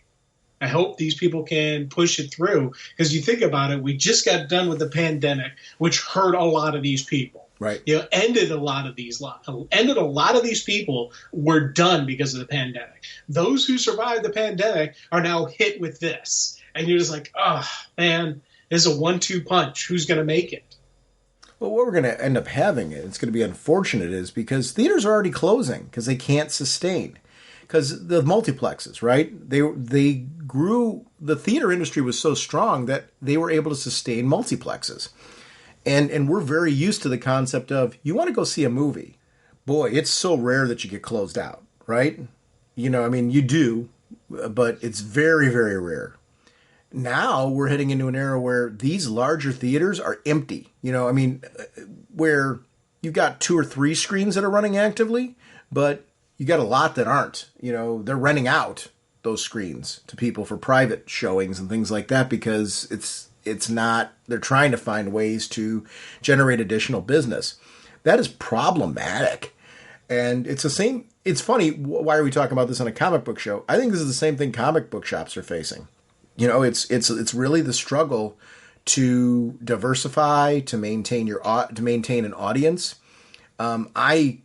Anytime my wife and I travel somewhere, I'll go into the local comic shops that are there. I always buy something, whether it's a statue or something. I walk out with something just because I want to support that shop.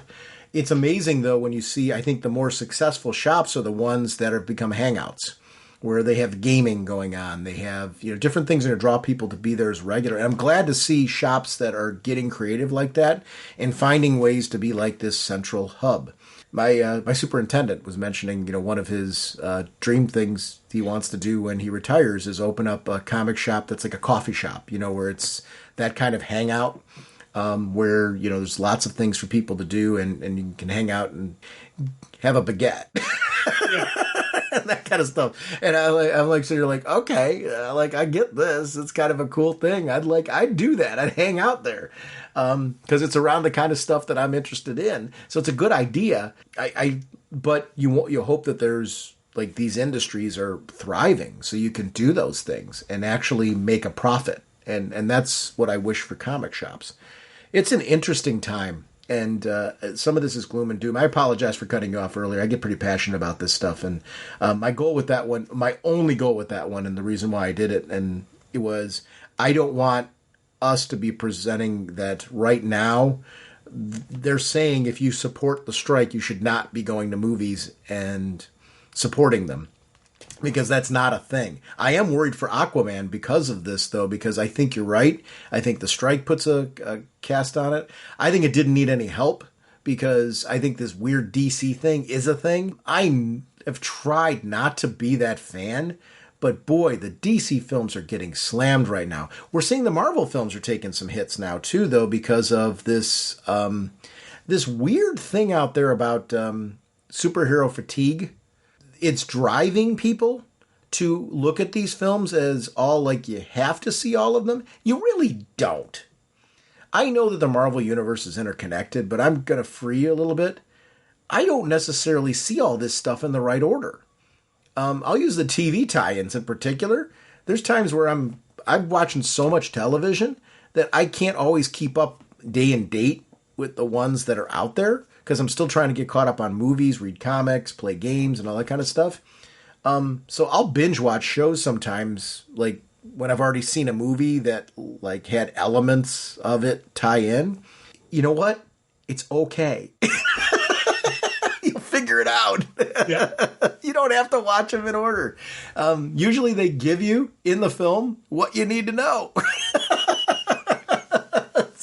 I'll tell you a little trick. There's usually that part in the beginning that if you didn't read this, you didn't watch this, you didn't see this, this is what you need to know. Now you can enjoy this movie. And I applaud them for doing it because it's helpful even if it's been a while since you've touched on a universe. So I don't know. It's an interesting sort of time that, like, if you're not interested in one movie, it's okay to go to the next one. I'll tell you this, if you didn't see Aquaman 1, I guarantee you can go see Aquaman 2 and have an enjoyable time. It will be a complete movie. That does not, like, force you to go, geez, if you haven't seen Aquaman 1, now you're going to be completely lost. It's a superhero that, like, is able to talk to fish and super strong, and he's the king of the sea. So, I don't know. I'm worried about that film because I want to see it, and I just know it's going to be. Here's the thing. I'm telling you right now, the movie's going to bomb. I'm going to enjoy every minute of watching it, though. I hope, here's the thing, I hope I enjoy every minute of watching it. Like, I hope it's a great film, and it's one I want to rewatch over and over again, because I think the ship has sailed on us getting an Aquaman 3, without it being a reboot of some sort. Yeah, I think this is going to be the last movie with him as Aquaman, unfortunately. Yeah. And again, I love him as Aquaman. Me too. I want to see more. I want to see 3, 4, 5. But I don't see it happening. But I'm glad we're getting this film. So I'm excited and jonesing to see this film because of the film that it's going to be. I'm not going in, like, sad that there's probably not going to be a third one. I know they're going to probably give me some crazy teaser at the end that, like, or maybe they'll remove a teaser that should have been at the end because of the fact that things have changed. I'm excited for this new DCU. Please don't take my comments the wrong way on that. We're in a weird time. Just a really weird time. Blue Beetle kind of really bothered me because I just think it was a great standalone movie. Yes, it tied into the fact that it's part of the DC universe and there was nice winks and nods and all that. Everything you'd expect about a shared universe, should be there. But that was just cool because if you just happen to know that this is somebody who lives in a world that has Superman and Batman. I mean, how cool is that?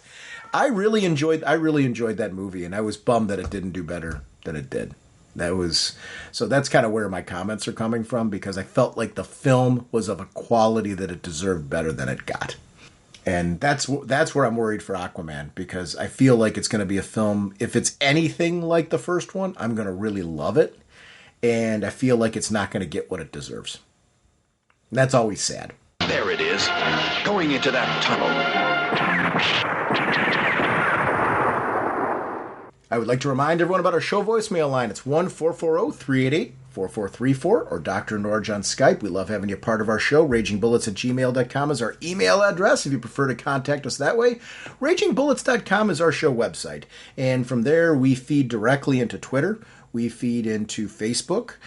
We have a wonderful Facebook group community that we are proud to be a part of, and I want to thank everyone who participates there. We actually did some speeding bullets off of some of the news that the team's putting up there. They're constantly putting links to blogs and news articles, and I really appreciate that because it gives us some cool discussion points about some of the things that are going on in comics and the surrounding media. The About Us section of the show website contains information on how to connect with Jim and myself. We have a Threads account now, so feel free to follow us on that Threads account. We basically want to connect with you on gaming platforms and social media where you like to connect. We are sponsored, as always, by DCB Service and InStockTrades.com. Mr. Seglin, what is going on over at DCBService.com?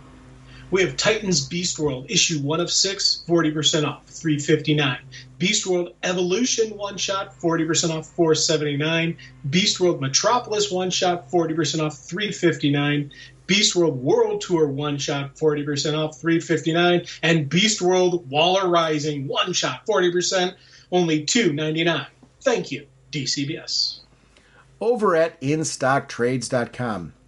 They have a lot of stuff revolving around Batman Day. The Batman Day 2023 Batman 89 hardcover variant. $29.99, regularly 42% off, only $17.39. If you missed it, the Batman and the Joker, the Deadly Duo Deluxe Edition. $29.99, regularly 42% off, only $17.39. Batman Incorporated Volume 1 from 2022. $24.99 regularly, 42% off, only $14.49. I want to thank DCB Service and InStockTrades.com for continuing to support our show. I want to remind everyone, if you like films, to be sure to check me out on Is It Jaws? Paul has been kind enough to ask me to co-host on there with him, and I'm really enjoying doing that particular podcast.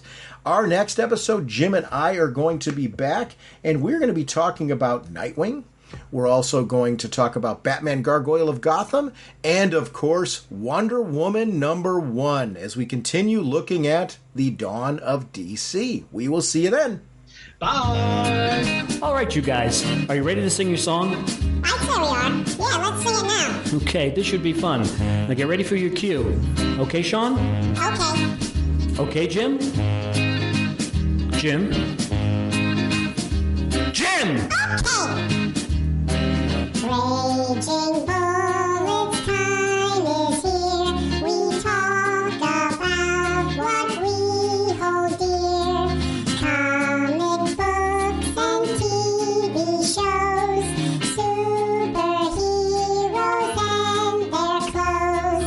Justice League and so much more. I just love Green Lantern Corps. We talk about the books we've read with spoilers straight ahead.